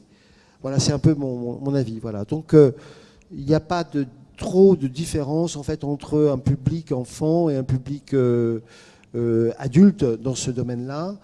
Je dois dire tout de même que c'est vrai que c'est un terrain en fait où on se sent en tant que, moi je pense en tant que concepteur, que dessinateur, on se sent libre et c'est fabuleux. Donc on donne le meilleur de soi-même. On essaie de donner le meilleur de soi-même. On se sent extrêmement libre. Il y a moins de canons, c'est moins sérieux. On peut faire, voilà, on n'est pas obligé d'être que ce soit de A jusqu'à Z. On peut arrêter à une certaine lettre. On peut, voilà, il y a une liberté que j'aime beaucoup chez les enfants. Et voilà, c'est peut-être la différence finalement. Hein, voilà. Mais en même temps, c'est oui. Oui. Je pense que justement, en fait, allez-y. Justement, c'est exactement le sujet de... Merci, c'est gentil. Ouais, non, mais j'interviens parce que précisément on parle du livre jeunesse et que pour les éditeurs jeunesse, la question se pose tout le temps du public finalement. Puisque par essence, le livre jeunesse s'adresse en effet aux enfants, mais passe par quand même un acheteur qui n'est pas l'enfant en direct. Donc voilà. Et puis il y a cette histoire de partage entre les parents et les enfants, ou tous les adultes qui rencontrent les enfants et qui sont au contact des enfants. Donc l'adulte et l'enfant sont mêlés dans cette conversation autour du livre conversation. Mais quand même, moi je dirais qu'il y a une exigence qui est différente. Alors tu parles de liberté. C'est en effet une liberté et en même temps c'est en fait quelque chose qui aussi donne une contrainte d'accessibilité qui a, en ce qui concerne les livres de Didier, lui l'a obligé d'une certaine manière. Alors, il s'est senti très libre, mais en même temps, il était obligé de rendre les choses très simples. Et donc, il y a une élégance là-dedans qui, je crois, voilà, et qui rencontre du coup un public super large. C'est-à-dire qu'il y a à la fois les enfants qui vont s'y mettre parce que ils avaient vu la maison comme un triangle et un carré, ils l'avaient dessinée comme ça quand ils étaient petits. Et puis d'un coup, ils se rendent compte qu'une maison, ça n'a plus un triangle forcément en haut, mais une face plane. Donc ils vont voir quelque chose de différent. Et en même temps, les adultes, ils vont être très contents parce que, comme vous le disiez, ben, d'un coup, tout devient très clair, en fait. Et je crois que Tournier disait sur ses propres livres, il disait, quand j'ai écrit Le Vendredi ou La vie sauvage pour les enfants, après, j'ai pu écrire celui pour l'adulte. Je ne sais pas s'il l'a fait dans ce sens-là, mais en tout cas, oui, ça expliquait qu'effectivement, il y avait cette contrainte. Voilà. Des contraintes dans la liberté, c'est pas mal. Non, il est évident que c'est vrai que, par exemple, les enfants sont très, très exigeants dans la qualité du détail, par exemple. Ils font attention. Et donc, effectivement, il faut répondre à cette attente. Alors que l'adulte, bon, laissera passer les choses. Voilà, il a l'habitude, voilà, on ne lui explique pas tout, il vit tout de même avec ce manque.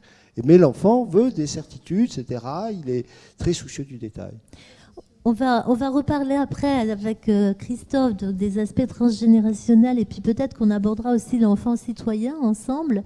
Mais je voudrais profiter du fait que Sophie a pris la parole à un moment où j'avais envie de la lui donner pour terminer. Parce qu'en fait, moi, ce que j'ai trouvé vraiment, quand j'ai eu la chance de recevoir un paquet avec les 4 livres, donc je les connaissais déjà pour certains, sauf évidemment le Franck Guéry. Et ça m'a évidemment fait penser à d'autres choses, et notamment un livre que vous avez publié et que j'ai chez moi, dont évidemment j'oublie le titre forcément, c'est La vie rêvée de Floch. Et étant une grande admiratrice de Floch, j'ai trouvé, quand vous parlez d'exigence, ce qui m'a fait vraiment un grand plaisir en recevant ces livres, c'est que dans le travail de Didier Corniche, je retrouve évidemment cette très très grande exigence, en sachant qu'évidemment les pattes d'artistes sont différentes. Et ce que je trouvais intéressant, moi personnellement, dans ce type d'ouvrage, c'est que on sent que, c'est la question que j'ai posée à Didier tout à l'heure, je lui ai dit, mais elle doit être formidable, votre éditrice, parce que c'est pas qu'un livre d'auteur, c'est pas qu'un livre de graphiste, c'est quelque chose qui est tout. C'est-à-dire qu'on sent qu'il est intervenu aussi bien avec une idée de la maquette, dans un débat avec vous, dans un dialogue étroit de 2 personnes qui, avant tout, ont envie de faire quelque chose de beau et de se faire un grand, grand, grand plaisir aussi. Et quelque part, à un moment où véritablement, bon, on connaît la difficulté du monde des livres, les difficultés du marché, les difficultés, tout ça. Et là, vous cumulez en fait 2 difficultés, à savoir la difficulté du monde des livres et du monde du livre d'architecture, puisque on dit toujours aux gens qui en écrivent que c'est s'il y a 600, 700. C'est vrai que moi, ça m'amène à comparer ça à l'Italie, où finalement, moi, on vient de me prêter les locaux de cette magnifique maison pour faire une exposition sur Bernard Zerfus, un architecte des 30 Glorieuses, où, avec le soutien du ministère de la Culture, etc., on a réussi à sortir un petit livre il y a quelques années sur des architectes de cette époque. Et c'était le moment où, à Rome, Moretti avait une grande exposition à Rome et un catalogue comme ça chez Electa, en fait. Et je pense véritablement, c'est pas pour parler de mes petites histoires à moi, mais je pense véritablement que ce type d'ouvrage, alors je ne sais pas si les chiffres le cautionnent, mais ça intéresserait peut-être le public de savoir ça aussi. Je pense que ce type d'ouvrage ce sont tellement des belles choses, tellement des choses pérennes qui peuvent durer.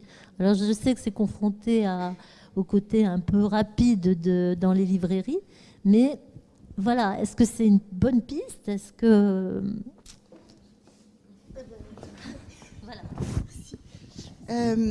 En fait, quand on a commencé à travailler avec Didier, on s'est dit c'était vraiment un truc qu'on avait envie de faire tous les deux, mais au début, moi, je pensais que c'était vraiment un truc pour nous deux, en fait. C'est-à-dire qu'on allait avoir nos amis, nos familles qui allaient acheter le livre, et en fait, pas du tout. Et en fait, c'est ça qui a été la surprise très jolie. Bon, c'est aussi parce qu'il est arrivé vraiment à quelque chose de super. Donc voilà, il s'est emparé du sujet. L'objet livre, puisque nous on travaille beaucoup sur l'objet livre, c'est un objet livre d'artiste aussi, c'est aussi ça. En fait, le principe là, c'est que c'est pas un documentaire, c'est un livre d'un artiste qui parle d'œuvres d'architecture. Voilà. Donc c'est tout de suite un point de vue, disons. Tout à fait. Donc je pense que c'est ça qui a aussi touché les gens, le fait que le premier il est à l'italienne parce que c'est les maisons, et puis on a fait ce bloc intérieur, c'est un détail, mais enfin moi je suis obsédée par les détails, donc le bloc il est exactement à la taille de la couverture. Obsédée par les détails, oui, c'est ça qui est bien. Voilà, c'est obsession du détail, le diable est dans les détails, voilà, donc le bloc il est comme le livre, enfin comme la couverture, ce qui donne l'impression d'un volume qui ressemblerait à une maison. Et puis ensuite, quand on s'est dit, on va faire les gratte-ciel, paf, on l'a remis à la française pour être en longueur. Et puis alors évidemment, à la fin, il fallait faire le pont parce que il nous manquait l'ouverture à l'allemande. Donc voilà.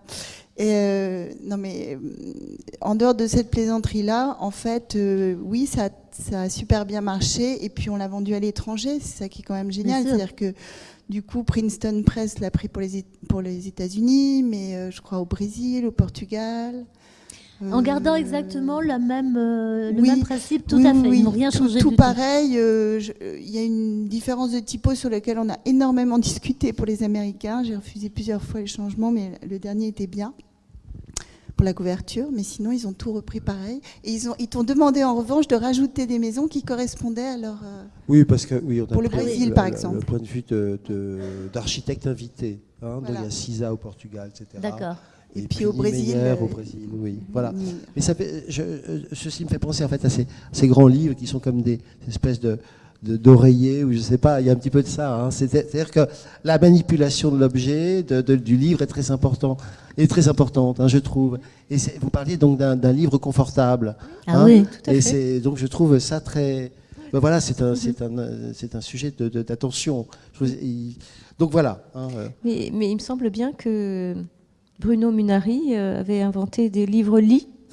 Oui, alors bien sûr. Absolument. Je rebondis sur le confort. Absolument, ouais, absolument. C'est-à-dire que le design, l'architecture et le livre, c'est quand même super proche. Ah bah oui. Voilà, c'est très proche. Et en plus sur des sujets comme ceci. C'est très proche, oui. C'est le mot synthétique. C'est quelque chose que je trouve qui est absolument exceptionnel dans ta manière de voir. C'est que, par exemple, les maisons, si on veut avoir une vision assez rapide, synthétique, de ce qui caractérise chacune de ces maisons, eh bien, on garde ton livre et après, on a une vision claire de ces 10 maisons, et tu mets l'accent exactement sur les choses qui sont caractéristiques. Et c'est en ça aussi où c'est extrêmement précieux pour nous adultes, parce que quelquefois, si on se prend la monographie d'Ims pour essayer de comprendre, il va y avoir, dans une époque où quelquefois on a besoin d'aller vite, etc. Donc non seulement le dessin est clair, extrêmement clair, il est synthétique, et toi, on sent que tu as fait un travail en amont énorme pour nous donner à voir ce qu'il faut toucher du doigt. Et c'est en ça aussi où nous, c'est un régal. Voilà. C'est vrai. Christophe, est-ce qu'on peut revenir à cette idée donc d'ouvrage transgénérationnel, de relation texte-image? Comment ça se complète, comment ça se déconcerte, quels sont les contrastes? Et puis cette idée de l'enfant citoyen ou pas citoyen. J'ai le sentiment, moi, que pour l'écologie, les enfants ont beaucoup pris les parents par la main. J'aimerais bien que ce soit la même chose pour l'architecture, parce que j'aimerais bien que mon cadre de vie aille vers quelque chose qui me sera plus conforme à mes désirs. Donc, qu'est-ce que vous en pensez ? Je vais reprendre en fait plein de choses qui se sont dites, parce qu'il y a plein de choses intéressantes qui se sont dites et que je partage. On a trop parlé, alors maintenant c'est très bien. Je vais essayer de synthétiser alors. Sur l'aspect transgénérationnel, c'est vrai, vous avez raison. C'est qui achète les livres. Comment les enfants ont accès aux livres, comment les enfants vont vers le livre, vers l'objet livre. Moi, ce que j'essaie de développer dans mon travail, c'est de dire que finalement, les livres, ce sont des espaces d'échange. Et donc, à un moment donné, même si l'enfant a choisi le livre tout seul, il y a un moment donné où il va de toute façon échanger, il va partager. Et c'est toujours à partir de l'objet livre lui-même. Donc ça, c'est une première chose. Je pense que c'est à mon avis très très important, ça, c'est la notion de cet espace de jeu, ou cet espace d'échange en tout cas entre plusieurs générations, que ce soit avec les parents, mais avec les grands frères. Et puis Alors après, je vais passer à la dernière idée, c'est-à-dire le côté citoyen. Moi, ce que j'essaie de développer aussi, c'est l'intentionnalité qui existe dans les livres. On parlait tout à l'heure de la contrainte qu'on donne à certains auteurs, enfin aux auteurs pour pouvoir s'adresser à la jeunesse, mais il y a aussi une intentionnalité quand les auteurs écrivent pour des albums pour enfants, même si elle n'est pas avouée, il existe quand même un message à délivrer aux enfants. C'est certainement soit un message bien pensant, mais parfois c'est aussi une conviction très personnelle qu'on assume ou pas d'ailleurs, hein, mais en tout cas qui passe à travers les images et le texte. Et donc ça, à mon avis, peut-être que ça va rentrer dans le message citoyen qu'on peut adresser aux enfants. Vous en parliez tout à l'heure, il y a quelque chose où on s'adresse aux enfants et donc on veut faire passer, on veut faire découvrir la ville autrement. Vous avez dit tout à l'heure, on veut aider les enfants à s'approprier sur l'espace urbain ou l'espace domestique ou la maison imaginaire, la maison modèle, la maison prototype. Et puis l'autre idée qui me semble importante, vous disiez tout à l'heure le format du livre c'est anecdotique. Vous avez dit, ah non, bien au contraire. Vous avez dit, vous avez dit que c'était un détail. Moi, je pense que c'est bon. À mon avis, c'était un euphémisme, mais C'était mon histoire de revue. Oui, parce que je pense que oui. Parce que je pense que c'est absolument pas un détail, c'est extrêmement important et ça fait partie vraiment de la particularité de l'album. C'est à mon avis comme ça que les enfants entrent dans l'album. C'est ce que j'essaie aussi de développer, c'est que on parle souvent d'album comme un iconotexte, c'est-à-dire en gros quelque chose qui mettrait en résonance du texte et de l'image. Mais en fait, c'est bien plus que ça. Ça met en relation du texte, de l'image et la forme. La pagination, enfin tout ce qui est... Et la forme, elle est fondamentale. Le grand format, on joue avec des grands formats, le petit format, plus confidentiel, mais qui est quand même un espace d'échange.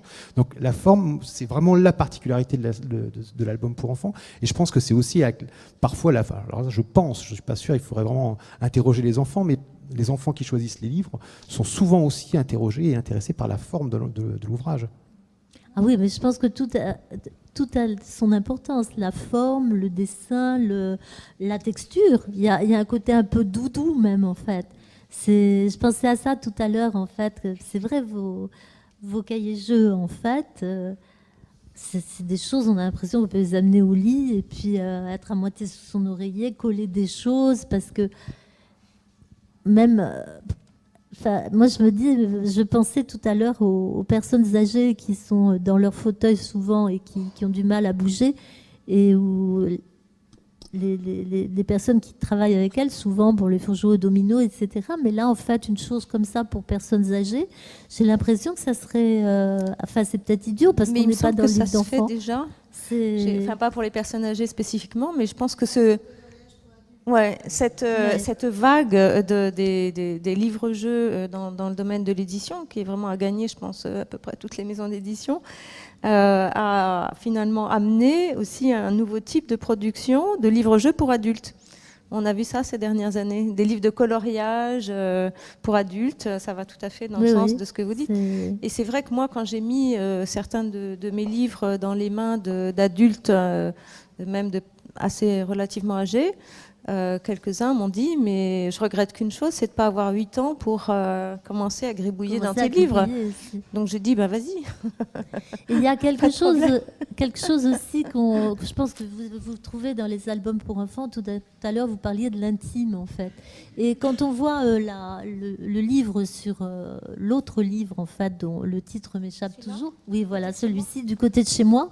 Bon, déjà, c'est chez moi. Donc c'est pas ailleurs, mais en même temps, en le regardant, j'avais le sentiment que ça pouvait renvoyer un petit peu à toutes ces histoires qu'on a depuis la petite enfance jusqu'à aujourd'hui dans les immeubles où on habite, où en fait on voit tous ces modes de vie. Donc il y a l'affaire Pérec, mais en même temps il y a aussi ces relations qui se nouent, les gens qui ont disparu, d'autres qu'on rencontrera peut-être à d'autres moments, des modes de vie extraordinairement différents dans un même immeuble. Enfin c'est quelque chose il y a ce registre du sensible, mais ce registre du sensible, en même temps, il rejoint là carrément l'architecture, en fait. Tout à fait. En fait, ce qui m'a intéressé dans le fait d'axer ce livre sur l'idée du chez-soi, c'est aussi une manière de dire que la forme, elle dépend de l'usage qu'on en fait. C'est-à-dire qu'on définit l'architecture à travers les gens qui l'ont habité, qui l'ont... Voilà, donc c'était aussi une manière de parler d'architecture par le biais des habitants, on va dire, et des usagers. Oui, juste, enfin, pour rappeler, on remarque de manière assez claire que depuis les années 2000, il y a un nombre important de livres dont le titre est souvent Ma maison, Chez moi, Chacun chez soi. Enfin, c'est très très. Ouais, enfin, il y a chacun chez soi, il y a chacun. Pardon, excusez-moi, c'est chacun son chez soi. Mauvais lapsus. Et de fait, c'est que je pense qu'il y a quelque chose qui est assez intéressant, qui est de l'ordre du syndrome de l'escargot, c'est-à-dire qu'on se construit sa maison dans sa tête, et finalement, on se construit son propre habité qu'on va pouvoir un peu reporter sur différents espaces, que ce soit la maison, que ce soit son quartier, et peut-être même la ville. Et je pense que ça, c'est une idée alors, qui était déjà développée chez Le Corbusier quand il parle de la maison comme machine à habiter. Moi, je n'irai pas jusqu'à machine aujourd'hui, mais je pense qu'on a dedans des idées très concrètes qui sont dans notre petite coquille et qu'on va reporter sur des coquilles de plus en plus larges, sortes de coquilles qui s'emboîtent les unes entre les autres. Alors c'est amusant ce que vous dites, parce que justement, enfin, j'ai picoré sur votre blog, parce que j'ai un peu préparé quand même. Et ça, ce que vous dites fait écho pour moi à deux idées, en fait, complètement différentes. Bon, la première, j'avais noté sur votre blog que la maison, c'est se protéger, construire son nid et son territoire, aménager son espace. Donc on est vraiment là-dedans. Et en même temps, comme vous disiez tout à l'heure, effectivement, la maison de Jean Prouvé, c'était la maison moderne, des rêves de modernité. Et par rapport au design, en fait, on a vu le design évoluer également, en fait, avec un design dans les années, qui ont été les années de crise, avec des choses, les grille-pains devenaient beaucoup plus ronds, tout tournait au doudou finalement. C'est-à-dire qu'on est passé de ce rêve de vie moderne, etc., qui est merveilleusement illustré dans vos maisons, comme la maison Prouvé, etc., à quelque chose qui n'est pas forcément farouchement du rôle du repli sur soi, mais quand même peut-être un petit peu, et surtout de l'idée de rassurer, en fait. Et dans ça, en fait, il y a quelque chose qui est de cet ordre-là. En fait, et le design a changé, l'architecture a changé, et on n'est plus dans la modernité telle qu'elle était conçue. Vous parlez à un moment de la ville surmoderne, en fait, ou non pas postmoderne justement, mais on n'est plus dans la modernité telle qu'elle était pensée par effectivement Prouvé, les Hims, tous ces gens-là aujourd'hui. Et dans ces albums, peut-être ça se retrouve, peut-être que dans la forme des livres, ça se retrouve. Parce qu'en fait, si on reparle de ce qu'on disait tout à l'heure, c'est vrai que ces livres-là, moi ce qui me plaît beaucoup, c'est qu'on est encore dans quelque chose d'héroïque en fait. Et puis sinon, là, dans le doudou, ça correspond à d'autres besoins. Mais j'ai l'impression et là on est vraiment peut-être au cœur de quelque chose qui est à la fois chez les adultes, chez les enfants. Et on voit que si on regarde, on a parlé tous les deux des choses de Memphis à Milan, on était déjà dans un design qui ripait vers autre chose. Et après, c'est ce design qui devient, d'ailleurs, un peu tout devient design aussi à un moment donné, et tout devient... voilà, mais il y a des grands fondamentaux qui disparaissent en même temps. Oui, on revient peut-être sur la maison Cocon, la maison la fondation dessinée par Guéry. Vous parliez de voile, mais on peut aussi y voir des coquilles qui s'emboîtent et qui ferment, mais pas complètement, parce que ça doit rester un lieu d'échange, donc assez ouvert. Mais on a ces formes arrondies finalement qui viennent se mettre qui viennent peut-être remplacer des lignes complètement droites. Je n'y avais pas pensé, mais effectivement, parce que c'est même une architecture de verre, mais c'est vrai que moi, je trouve que c'est une architecture. D'abord, c'est une architecture assez forte, donc elle permet une très grande interprétation. Le maximum d'interprétation, c'est signe en fait d'un très beau projet. Hein. C'est une forme aussi qui est peut-être animale. Hein, donc voilà. Mais donc j'ai l'impression que vous êtes un peu pessimiste, non ? Pas du tout, non. Alors... Je trouve que moi je suis frappé en enseignant près de jeunes de l'optimisme et voilà des perspectives. Et je trouve que voilà, donc c'est pas forcer le ton. Hein, c'est pas forcer le ton. Que de dire ça, hein. Je force pas le ton. Je trouve que, au contraire, les carcans donc disparaissent et donc des expériences avec leur propre cohérence, peuvent être émises. Hein. Voilà, on peut émettre donc de nouvelles hypothèses de travail. Bon, très sérieusement, mais en s'amusant. Enfin voilà, en quelque sorte. Hein. Voilà, voilà. Donc c'est très riche. Voilà, allons-y. Non, mais je crois véritablement à mon époque aussi, celle de mes enfants. Non, mais c'est vrai que j'ai une vraie affection pour ça. Hein. J'ai moi-même commis un livre avec un illustrateur il y a quelques années qui était Villa moderne en banlieue ouest. Et c'était aussi raconter une histoire de cette façon-là, si vous voulez. Donc c'est pour ça que ce genre de choses, ça me fait vraiment beaucoup plaisir quand je vois ça, quoi. Mais ça me fait aussi beaucoup plaisir pour plein d'autres raisons, parce que j'aurais envie d'en avoir un pour moi puis de le faire. Donc et une chose dont on a parlé, on a déjà un peu abordé les techniques de représentation, mais peut-être qu'on peut revenir là-dessus. On parlait des techniques de représentation de l'architecture tout à l'heure, le plan, la coupe, etc. Christophe, est-ce que dans les albums, vous disiez donc que sur votre corpus, c'était véritablement le récit qui était alimenté par un lieu domestique, en fait. Et est-ce que dans les représentations, les illustrations, etc., vous retrouvez ces codes qui sont un peu les codes vraiment de la représentation architecturale ? Ah oui, bien sûr. Je donnerai juste un exemple, parce que les exemples seraient multiples, mais dans un ouvrage qui est quand même relativement ancien. Je parlais tout à l'heure de Nicole au 15e étage, là, qui date de 1969. L'appartement que va investir Nicole et ses parents, c'est un appartement type Perret, enfin type l'appartement de reconstruction. Et donc on a une vue qui est la vue axonométrique, la vue cavalière. On va avoir une vue d'ensemble après on aura une vue extérieure de l'immeuble en contre-plongée. Donc on va avoir le maximum de vues possible pour pouvoir réussir à faire en sorte. Enfin moi j'imagine que l'idée c'est de dire qu'est-ce qu'elle est belle ma tour. Hein, ma tour de 20 étages, qu'est-ce qu'elle est belle. Et il y a vraiment cette idée-là de s'approprier un nouvel espace qui vient justement décorer la périphérie ou l'espace périurbain d'une petite ville qu'on devine sur une colline dans l'album. Donc effectivement, là, les vues qui sont les vues propres à l'architecte, finalement, on les retrouve de manière assez importante dans tous les albums. Et l'autre image que j'ai en tête, c'est l'image de Bonne Nuit les Petits, en fait. Je ne sais pas si vous connaissiez ça, en fait. Oui, il y avait une skyline, et en fait, on voyait vraiment... c'était vraiment l'image de l'HLM de l'époque, en fait. Hein, c'est pas une chose qui...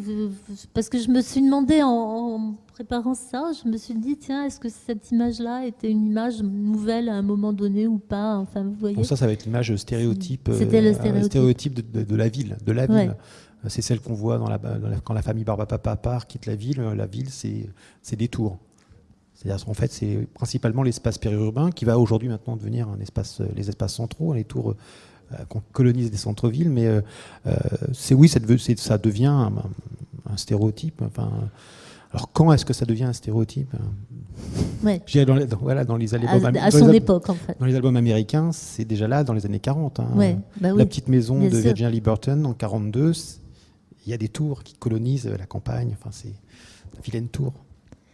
Bah ça va peut-être nous amener... Non, Christine, vous vouliez dire autre chose sur ce thème? Non, parce qu'en fait, ça va nous amener au livre-jeu directement. Alors, les choses qui colonisent, puisqu'en fait, c'est l'un des thèmes qu'on voulait aborder. Les deux thèmes qu'on voudrait encore aborder donc à la fin de cette table ronde, c'est le livre-jeu. Et pour la ville qui colonise, je ne sais pas lequel d'entre vous a apporté. C'est vous qui l'avez apporté. Oui, voilà. Bon. C'est le même éditeur, mais c'est parce que c'est pas pour ça. C'est parce que je trouve que c'est un objet qui est très intéressant. C'est un objet un peu. Je dis d'ailleurs un objet. C'est un livre un peu magique, puisque en fait, on voit apparaître sous nos yeux, à partir d'un petit village, en fait, on voit apparaître en fait des constructions, tout un ensemble de choses qui comme ça constituent progressivement. Progressivement, c'est-à-dire le temps de tourner la page, c'est le temps de la construction de ces choses. Vous voyez, donc des bâtiments. Et puis, il y a des petits volets avec, voyez-vous, donc des fils électriques. Ça, j'aime beaucoup. Voilà. Hein, voilà.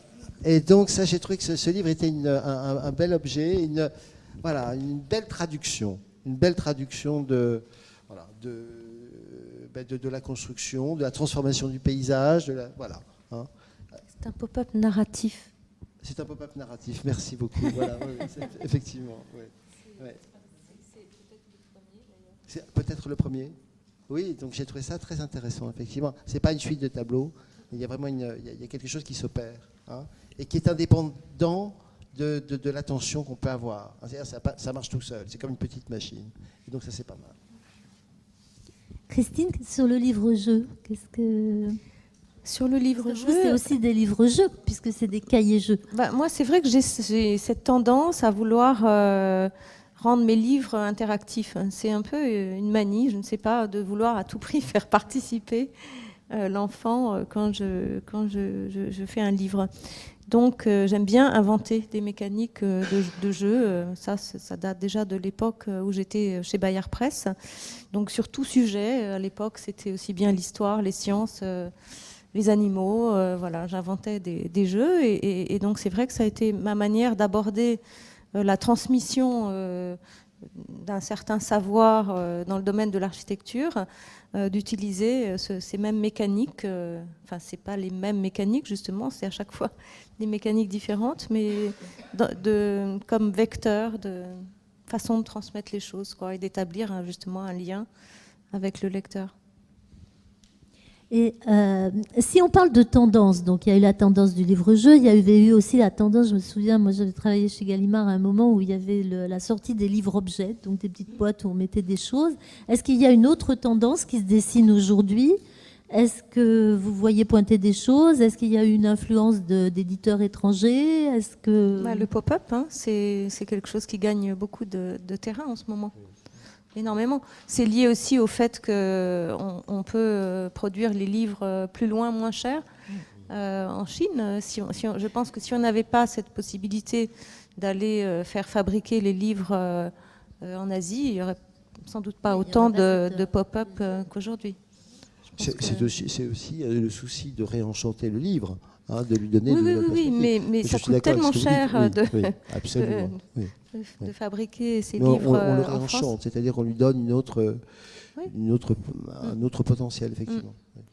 Je ne sais pas si c'est vraiment une recrudescence. Moi, j'ai l'impression que c'est une renaissance parce que des livres à système, c'est très ancien. Ça existe depuis très longtemps. Je profite qu'il y ait une éditrice là, parce que c'est pas le premier Popville à être à justement fonctionner avec une narrativité. Il y a un album qui était paru chez le Père Castor il y a très longtemps, dans les années 38, je crois, qui était un livre qui s'appelle Ma Maison, où en fait le livre était donc on développait, il y avait une histoire et on présentait la maison, quoi.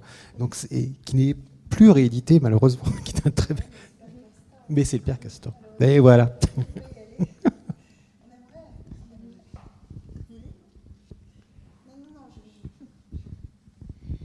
Est-ce qu'on peut parler, pour conclure, ah, puis après vous allez présenter parce que vous avez tous apporté des livres. Est-ce qu'on évoque plus certains auteurs on avait parlé des auteurs italiens quand on a préparé la table ronde. Vous voulez en dire deux mots ? On avait, mais je crois qu'on en a déjà un peu parlé. On avait évoqué Bruno Munari.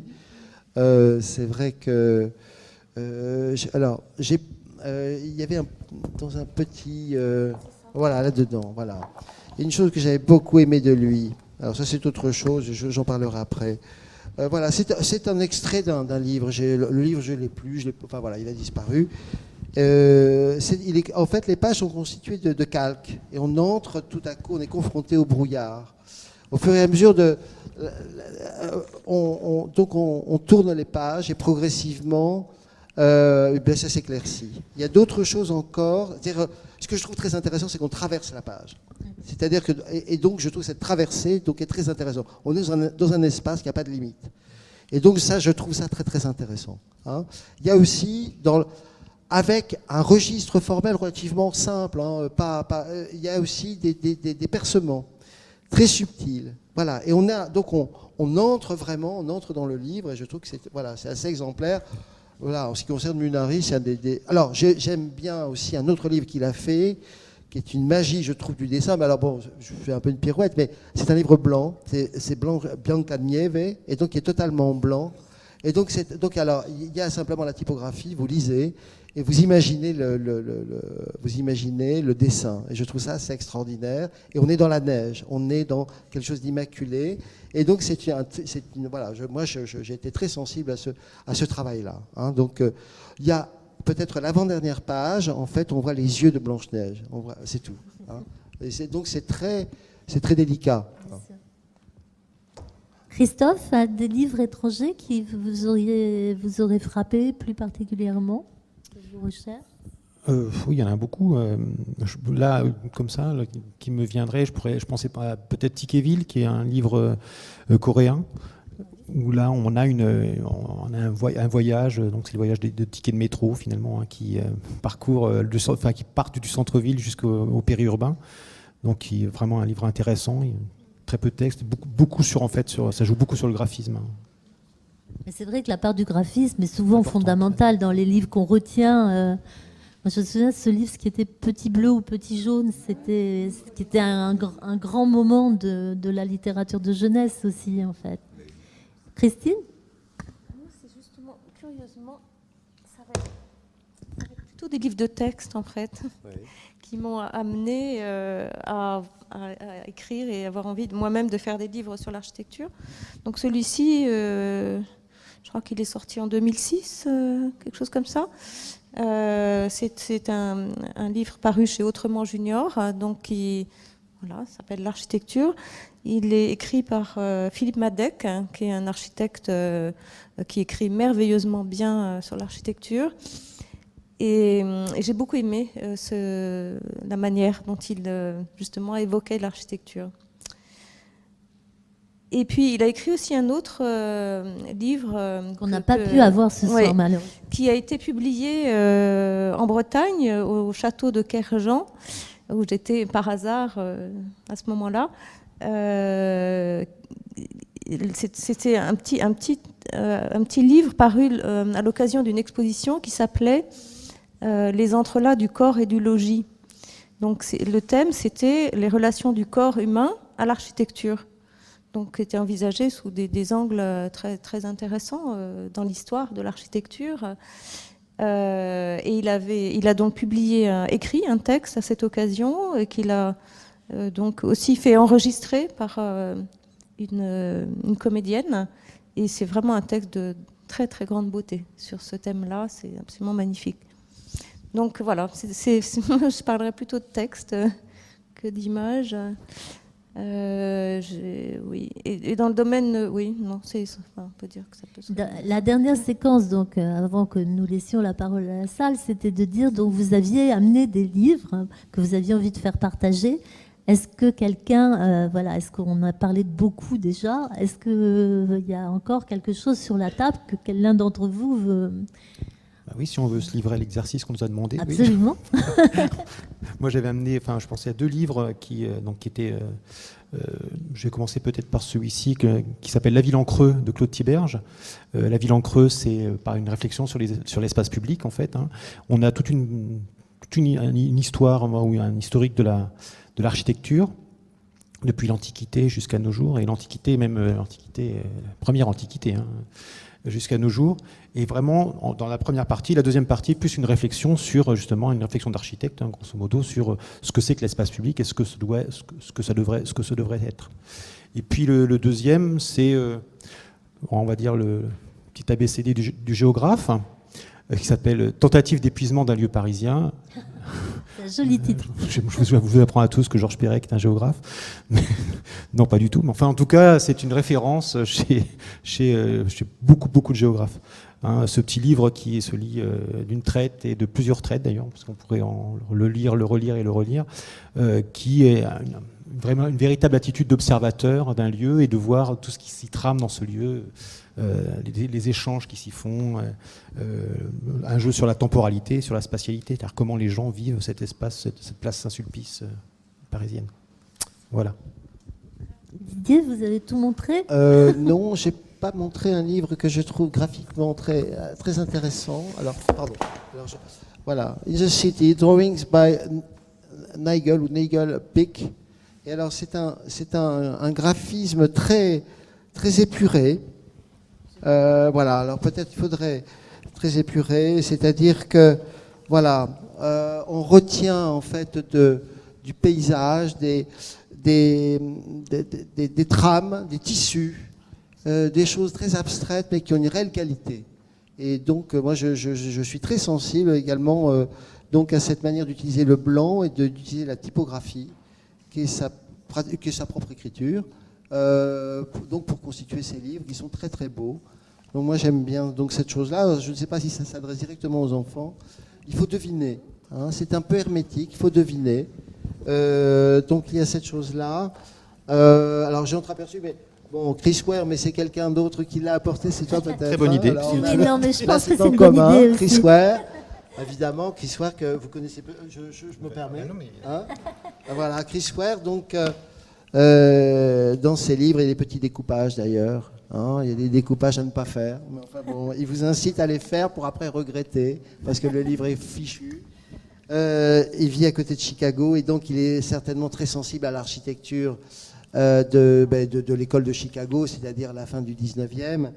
Et puis tout ce que ça peut entraîner comme mode de vie, comme voilà, et ce sont des histoires très tristes. Enfin, voilà, mais voilà, je trouve que c'était absolument beau. Et puis alors j'avais amené un livre. Non, alors ça c'est en fait le deuxième. Ce sont des auteurs polonais. Ils avaient fait un premier livre sur le design que j'ai rencontré sur le design que j'avais rencontré à Vienne en fait. Et puis ils ont fait donc un travail sur les maisons en jouant beaucoup sur la fantaisie. Graphiquement, c'est très particulier, c'est très chargé en couleurs. Voilà, ils ont fait également un livre. Ah, voilà, donc le premier livre que j'avais découvert donc là-bas, qui a été édité en France. Et puis ils ont fait récemment un livre que je trouve assez beau sur des cartes, de très belles cartes. Oui, carte. Ça s'appelle Carte. Ah oui. Voilà, Chez Rue du Monde. Absolument, Carte. voilà, je trouve ça pas mal. Et ils avaient fait, juste avant ça, sans se concerter, on a Mamoko, 50 histoires dans la ville, donc qui est fait par ces livres transgénérationnels, parce qu'on pourrait croire que c'est justement un livre vraiment fait pour les 4 ans, et en fait, non, pas du tout. Enfin, si aussi, hein, mais on peut aller beaucoup plus loin. Christine, vous avez montré tout votre hôte de Père Noël.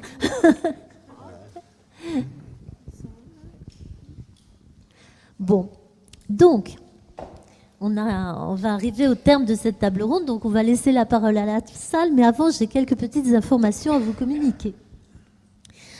La première, c'est l'annonce de la prochaine conversation qui aura lieu le 13 novembre sur le thème du chantier comme lieu d'intégration de l'art dans la transformation urbaine. Le 29 octobre, à la librairie du Moniteur, donc au rez-de-chaussée de la Cité, nous aurons une signature du Vaisseau de verre de Didier Cornille, ici présent. Et vous avez là-bas un petit point de vente de la librairie du Moniteur, donc qui a été installé sur le comptoir de la bibliothèque, où vous pouvez acheter des livres, vous les faire dédicacer puisque les auteurs sont présents. Voilà, et donc je vais laisser la parole soit à Sandrine, soit à la salle. Moi, je voudrais juste compléter les très riches propos de Christine Desmoulins. J'aurais dû commencer par cela, bien sûr. On la connaît comme journaliste et critique d'architecture, mais elle est aussi auteure de livres-jeux, et d'où sa maîtrise du sujet ce soir. Merci. La maîtrise, pas tant que ça quand même, à certains moments. Alors, on donne la parole à la salle, donc qui veut commencer ? Merci. Si vous permettez, je voulais juste me permettre de reprendre Madame l'éditrice, parce que l'enfant n'apprend pas à faire une maison avec un rectangle et un triangle. Cette constitution est atemporelle, c'est en dehors de l'espace-temps et de l'espace géographique. C'est-à-dire que c'est depuis tout temps, dans tous les lieux, l'enfant conçoit une maison comme ça, tout simplement parce que c'est comme ça, c'est sa notion de l'espace qui se développe comme ça dans sa pensée. Voilà. Il part du rond, il part du triangle pour arriver au rectangle, et c'est comme ça qu'il s'ouvre au monde, en fait. Je ne crois pas que j'ai dit qu'il l'apprenait, ou alors je me suis mal exprimée. Je voulais dire juste que c'est la vision un peu archétypale qu'il avait dans sa tête, comme il fait son visage d'une certaine manière. Enfin, c'était un peu la première façon qu'il représente lui-même la maison, et que c'était une façon justement de lui montrer que les maisons avaient d'autres formes, en fait.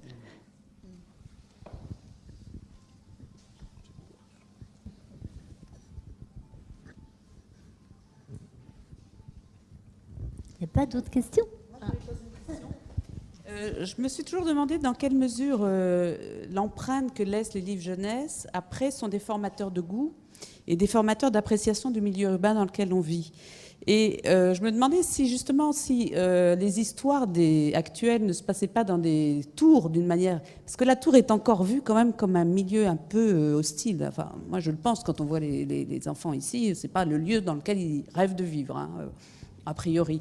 Et je me demandais justement si l'illustration jeunesse n'a pas un rôle de demain, c'est-à-dire que montrer les protagonistes des histoires vives dans des espaces de demain, c'est aussi quelque part former le goût des futurs citoyens adultes qui sont là à accepter, à ne pas vivre dans un pavillon, parce que quand même le rêve du français général, encore aujourd'hui en 2014, c'est de vivre dans une maison individuelle entourée d'un jardin. Or, ça, c'est aussi l'imagerie. Enfin, moi, je me demande dans quelle mesure l'imagerie environnante n'entretient pas cette espèce de mythe du lieu idéal, et que finalement, on vit aussi très bien dans du collectif, du petit collectif. Et c'est en quoi l'illustration jeunesse n'a pas ce rôle aussi à jouer de... voilà. C'est-à-dire qu'en fait, il y a beaucoup de conformisme, hein, et voilà. Donc, c'est vrai qu'il y a. Lorsque moi, j'habite dans un immeuble moderne, des années 70, qui est un magnifique balcon sur Paris. Et c'est vrai qu'on ne parle pas assez des avantages, en fait, des qualités. J'ai un magnifique balcon, je vois 1500 voitures en même temps, voilà, et donc c'est une splendeur, je considère ça comme une splendeur, donc voilà, et donc effectivement il faut aller un peu au-delà de nos propres conformismes, et peut-être que l'enfant est peut-être plus sensible justement à ce renversement des choses que nous, qui sommes beaucoup plus fossilisés, peut-être, c'est possible. Hein, voilà, donc il y a effectivement un travail à faire, moi je trouve, parce que c'est vrai qu'il faut aussi que les enfants deviennent très exigeants dans la qualité, dans l'attention, etc., qu'on accordera en fait à leur futur. Hein. Alors, que les albums permettent de constituer à l'enfant un capital culturel spatial, c'est pour moi indéniable. C'est-à-dire qu'en fin de compte, on peut imaginer que plus tard, ils vont les puiser dans ce qu'ils ont dans leur lecture, hein, quelle que soit leur lecture, mais pas seulement leur lecture. Je trouve que c'est un peu limité. Puis c'est très contraignant de dire que l'album doit avoir une fonction. Vraiment, je pense que ça fait partie du débat, c'est normal. Mais j'espère qu'il n'a pas ce rôle à jouer, justement. Il le joue. Oui, il le joue parce que, comme je disais tout à l'heure, il y a une intentionnalité. Il le joue parfois malgré lui, mais il le joue, c'est sûr, mais c'est peut-être pas une fonction ou un rôle qu'il doit jouer. Je pense que les enfants, ils ont autour d'eux tellement de produits culturels, de productions culturelles. Il y a l'album, bien sûr, mais vous imaginez bien que la télévision, elle transmet aussi un idéal de vie, pas en appartement, quoi. C'est sûr. Hein. Enfin, si vous regardez tous les sitcoms, hein, il y en a très peu qui se passent en appartement. Il se passe souvent dans les petites maisons individuelles, dans le périurbain. Donc heureusement, l'album n'est pas le seul responsable.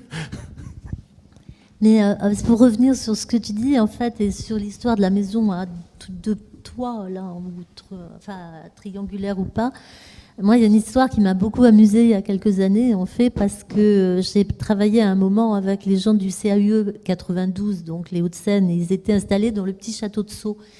Et autour du parc de Sceaux, il y a une histoire de l'architecture absolument incroyable, puisqu'il y a, moi j'ai habité dans la première maison en béton armé qui était celle d'Enbic, il y a la maison de Mallet Stevens, il y a l'URSA, tout le monde est là, grosso modo. Et donc il m'avait demandé, il y a un endroit qui est vraiment intéressant, où il y a la villa Trapenard de Mallet Stevens, qui fait face à l'orangerie du château de Sceaux. Et donc, c'était au moment des journées du patrimoine, donc il m'avait dit, c'était avec les écoles, et on avait dit, avec les institutrices, on va demander aux enfants de venir avec un dessin de maison, et ensuite on va leur parler de la maison Trapenard, et puis de la relation au parc de Sceaux, de la relation à l'orangerie, etc. Et c'est assez intéressant aussi, parce qu'il y a des ouvertures à l'orangerie, c'est quand même beaucoup plus ouvert qu'il n'y paraît, finalement, et puis la maison Trapenard, elle est posée sur un pilotis parce qu'il y avait un grand salon pour faire de la musique, en fait. Et puis son toit terrasse, sa promenade architecturale, tout ça. Et donc, on a raconté l'histoire. Et en fait, les enfants, finalement, marchaient très, très bien. D'abord, ils marchent très bien dans ces combines-là, hein, ça, c'est certain. Et en plus, les enfants, de toute façon, c'est peut-être pour ça que ça a si bien marché, l'histoire de l'environnement, là, pour éduquer les parents. Ils sont très très très très bon public en fait. Moi je vois quand j'avais les copains de mes enfants qui venaient à la maison NB que de voir un machin avec 5 mètres de haut en verre, etc. Et puis un château d'eau sur un toit, un potager sur un toit et tout, ils marchaient très très bien. Et alors là, ce qui a été très drôle pour revenir à cette histoire, c'est que donc on leur a expliqué les choses, ils ont posé des questions vraiment bien, enfin ça leur plaisait beaucoup et puis ils apportaient vraiment des choses à la discussion. Et ensuite donc on a regardé leur maison parce que c'était la dernière séquence de notre chose, donc on regardait leur maison et puis on allait pouvoir discuter de leur propre production. Et là on a été vraiment étonnés parce qu'en fait, alors que c'est quand même un milieu où il y a beaucoup d'enfants qui vivent dans des pavillons dans ce coin-là, et bien en fait il y avait beaucoup d'enfants qui avaient dessiné des maisons extrêmement modernes, il y en avait qui avaient inventé des tours, il y avait des tas de choses tout à fait incroyables dans ce qui était leur désir d'habiter en fait. C'était ça la question. Et c'était assez étonnant. Et je pense vraiment que tout ce qui leur est donné à travers les livres qui se croisent, c'est un peu ce que vous disiez aussi tout à l'heure, ce que j'ai lu sur votre blog à certains moments. C'est-à-dire, il y a ce qui est dans les livres, le texte, l'image se croisent, ça fabrique autre chose, il y a l'intimité qui s'en mêle, et puis finalement tout ça, ça crée une culture en fait finalement. Et c'est peut-être aussi cette culture de l'enfance qu'on a. J'ai donné des cours de culture aussi générale et j'avais dit à des jeunes de 20 ans, parfois ils sont drôlement embêtés avec cette histoire-là. Je leur disais, mais c'est un puzzle, ça commence quand vous étiez petit et puis à 99 ans, vous serez encore en train de coller des images comme on colle des images dans vos cahiers jeux. Et c'est... il me semble, en fait. Oui, je ne pense pas que ça soit la tour qui rebute les enfants. Je pense pas que c'est plutôt l'endroit où elle est située, cette tour. Parce que la tour, elle peut faire rêver. Hein, c'est trop bien. Les oui, c'est trop bien. Je pense à un album de Germano Zulo et Albertine là, qui s'appelle Les Gratte-Ciel, où il y a, en fait, c'est la folie de construire en étage et en étage, des tours démentielles. Donc, en plus, ça active l'imaginaire, c'est évident. Moi, je voulais vous remercier pour toute l'inventivité que vous mettez sur la création de ces livres avec tous ces auteurs et me dire que l'architecture, c'est quand même la troisième dimension. Donc, on l'a vu aussi dans ces livres pop-up qui se créent et dans l'inventivité qu'a pu mettre Didier dans son dernier livre par rapport à Guéry, en faisant quand même cette première page qui est un peu l'icône de ce bâtiment aussi. Donc, je me posais un petit peu la question, est-ce que vous avez un peu pu voir ou faire une étude par rapport à cette représentation que l'on montre à l'enfant dans les livres? Et justement, vous disiez que ces livres peuvent aussi parler aux adultes et à toutes les générations, parce que je pense que même l'adulte a du mal à se représenter aussi ce volume, cette troisième dimension. Et c'est ce que j'aime beaucoup dans le travail de Didier, qu'on a pu appréhender nous aussi en atelier, parce qu'il a cette vue en axonométrie, il a cette maîtrise. Et je dirais que c'est aussi le plus par rapport peut-être aux livres d'adultes d'architecture, où il y a des droits énormes et on voit combien parler de l'architecture contemporaine, c'est très compliqué dans le sens où ça coûte très cher en termes de droits. Et j'aime beaucoup la manière aussi dont vous avez pu parler là de la relation de l'architecture à ses habitants. Parce que je trouve qu'avec les enfants, c'est ce qu'on peut faire et c'est ce qu'on essaye de faire de plus en plus ici. Et c'est ce qui peut-être par rapport à l'architecture contemporaine, pour les adultes, elle est un peu dématérialisée. Soit d'un côté, et on l'a bien vu dans votre approche tous les deux entre Christine et Didier, c'est qu'il y en a un qui a travaillé peut-être plus sur cette approche de la ville en disant voilà, moi ce qui m'intéresse, et peut-être Didier, vous êtes plus parti de ces architectes, de l'humain, en tout cas votre premier livre dont on avait pu un petit peu parler. Donc moi, la question que je me pose maintenant pour aller plus loin, parce qu'on a envie d'en créer d'autres livres maintenant quand on voit tout ce que vous avez fait, et ici nous à la Cité de l'Architecture, on a quand même envie de continuer dans cette lancée. Quelle est peut-être l'ouverture que vous auriez envie de donner maintenant qu'on voit cette profusion sur des nouveaux livres d'architecture? Qu'est-ce qui vous paraîtrait comme un manque entre le livre activité ou jeu et le livre qui nous montre d'un côté les ponts, voilà. C'est un peu, puisque vous avez fait un peu une étude... Pour ce qui me concerne, j'aurais envie de travailler pour les plus jeunes maintenant, parce que là, ces livres-là, disons, si on veut les situer dans une tranche d'âge, on dit à partir de 7 ans, et celui de l'Arsenal peut-être 10 ans, parce qu'il y a quand même des données un peu plus complexes. Moi, j'aurais assez envie de travailler des livres en volume, justement, pour les plus petits, qui seraient des pop-up à faire, et non pas des pop-up tout faits. Donc avoir le plaisir de construire les choses, voilà. Ça j'aimerais, ouais. Travailler pour les plus petits. Est-ce que la maquette numérique peut ouvrir des nouvelles pistes aux éditeurs, justement, ou pas? Pardon. Nous, on a un seul projet avec du numérique qui est justement fait par ceux qui ont fait Popville, qui donc ont créé 3 pop-up et un 4e qui sort cet automne, mais qui avaient aussi créé un imagier interactif et qui ont vraiment joué sur le rapport à l'espace et entre le mot et l'espace. Donc on tape le mot et qu'on a dans son livre, donc le livre est nécessaire, et le mot apparaît sur l'écran et bouge. Donc on tape garçon et il y a un petit garçon qui apparaît. On tape rouge, il devient rouge. On tape grand, il devient grand, etc., etc. Et on peut construire toute sa ville, et on peut taper des mots cachés. On peut taper hélium et ça se met à s'envoler, enfin, des choses comme ça. Bref, mais en effet, je pense que dans ce cadre-là, mais moi je suis extrêmement sensible au rapport au livre, à l'objet livre, et pour refaire la boucle vers ce qu'on disait tout à l'heure sur Munari, Enzo Mari et le rapport à l'architecture, ce qui me semble intéressant dans ce qu'ils ont développé, c'est qu'ils ont aussi développé le rapport à l'espace autour de l'enfant. C'est-à-dire que ce n'est pas seulement l'espace de la ville, c'est l'espace, comment l'enfant manipule son livre. Est-ce qu'effectivement il se couche dans les livres que vous proposez qui sont grands et dans lesquels il peut dessiner, il peut peut-être se coucher dedans. Est-ce qu'il le manipule dans son lit? Voilà, donc il y a cet espace autour. Et il m'est arrivé pour un livre que j'avais fait qui se dépliait, d'essayer de calculer, avec Joël Jolivet, on avait travaillé, et on essayait de calculer comment le livre allait se disposer autour de l'enfant. C'est-à-dire, voilà, et en fonction du nombre de volets, on avait dû rétrécir pour que ça soit plausible. Voilà, donc je pense que c'est peut-être ça qui sensibilise l'enfant à l'espace et peut-être à l'architecture. Enfin, ça semble loin, mais je ne crois pas que ce soit si loin que ça, en fait. Oui, je pense que c'est une question aussi d'échelle. Hein. C'est vrai, c'est une question d'échelle. Moi, je réfléchis actuellement sur la question des villes. Et alors, c'est l'immense, effectivement. Et donc, entre l'enfant et donc l'immensité de la ville, peut-être, voilà, je réfléchis actuellement donc à ces questions-là.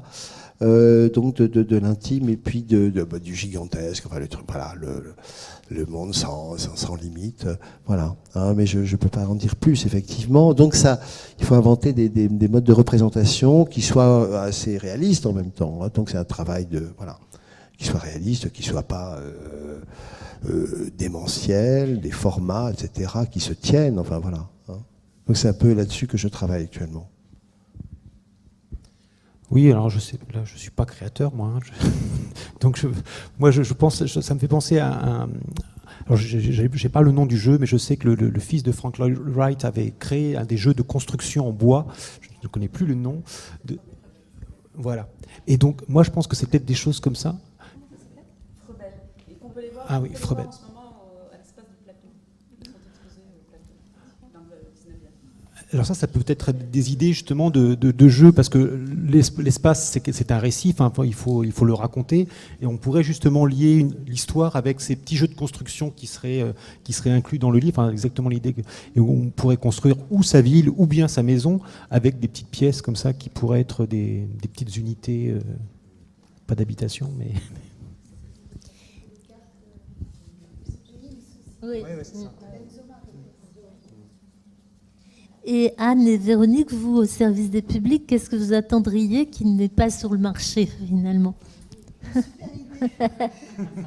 super idée. Il y a peu d'éditeurs ici, ça.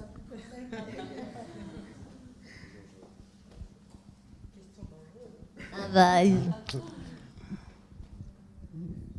On pourrait travailler, enfin quand vous parliez beaucoup de Munari, j'avais travaillé il y a quelques années avec un Italien, un architecte italien, on pourrait essayer aussi de travailler avec les enfants pour qu'ils créent leurs livres, faire un atelier pendant 3 jours, puisqu'on propose ici des ateliers.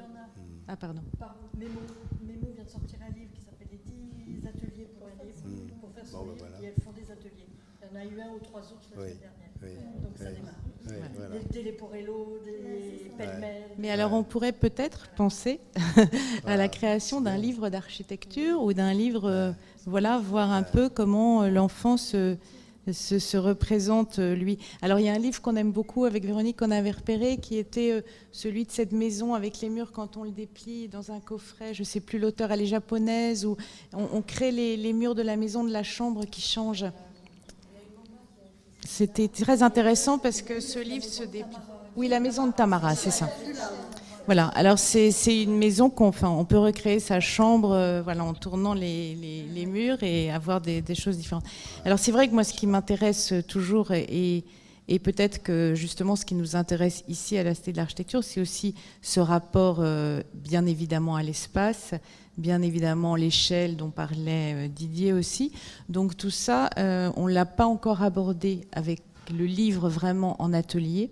On va avoir un couple de personnes qui ont sorti un livre, Paris en 2050, que vous avez peut-être vu, qui font plutôt un travail sur le collage et qui vont faire un atelier ici en relation, puisque on va avoir Skeuten qui vient sur cette exposition qui va arriver sur Revoir Paris, là. Mais faire peut-être un travail sur justement ce que vous disiez tout à l'heure, le rapport... mettre plein de livres, enfin je ne sais pas, peut-être à penser, mais le rapport ce travail du rapport de l'enfant à cette relation avec le livre, on pourrait peut-être l'aborder. Ce qui est marrant quand on fait des ateliers croisés comme ça, c'est qu'au départ, les parents sont sur leur chaise et ils se disent les enfants jouent. Et puis assez rapidement, en fait, ils se mettent à 4 pattes et ils se mettent à jouer aussi. Je l'ai fait une fois et c'était absolument génial, quoi. C'était vraiment très très drôle. Tout le monde dessinait sa famille et tout le monde était par terre. Et c'était incroyable.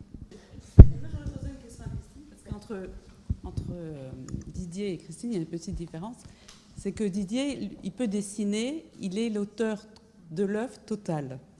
Ah si, mais c'est extrêmement important. C'est-à-dire d'être à la fois l'auteur et l'illustrateur, de pouvoir combiner ces deux qualités. Et Christine, toi, parce que moi je sais qu'en tant qu'auteur, tu n'as pas quelquefois cette frustration absolument atroce de te dire tu voudrais, mais tu ne peux pas, parce que tu ne dessines pas. Et je pense que... Je dessine. Hein? Je dessine. Ah alors, Mila, alors, tant mieux.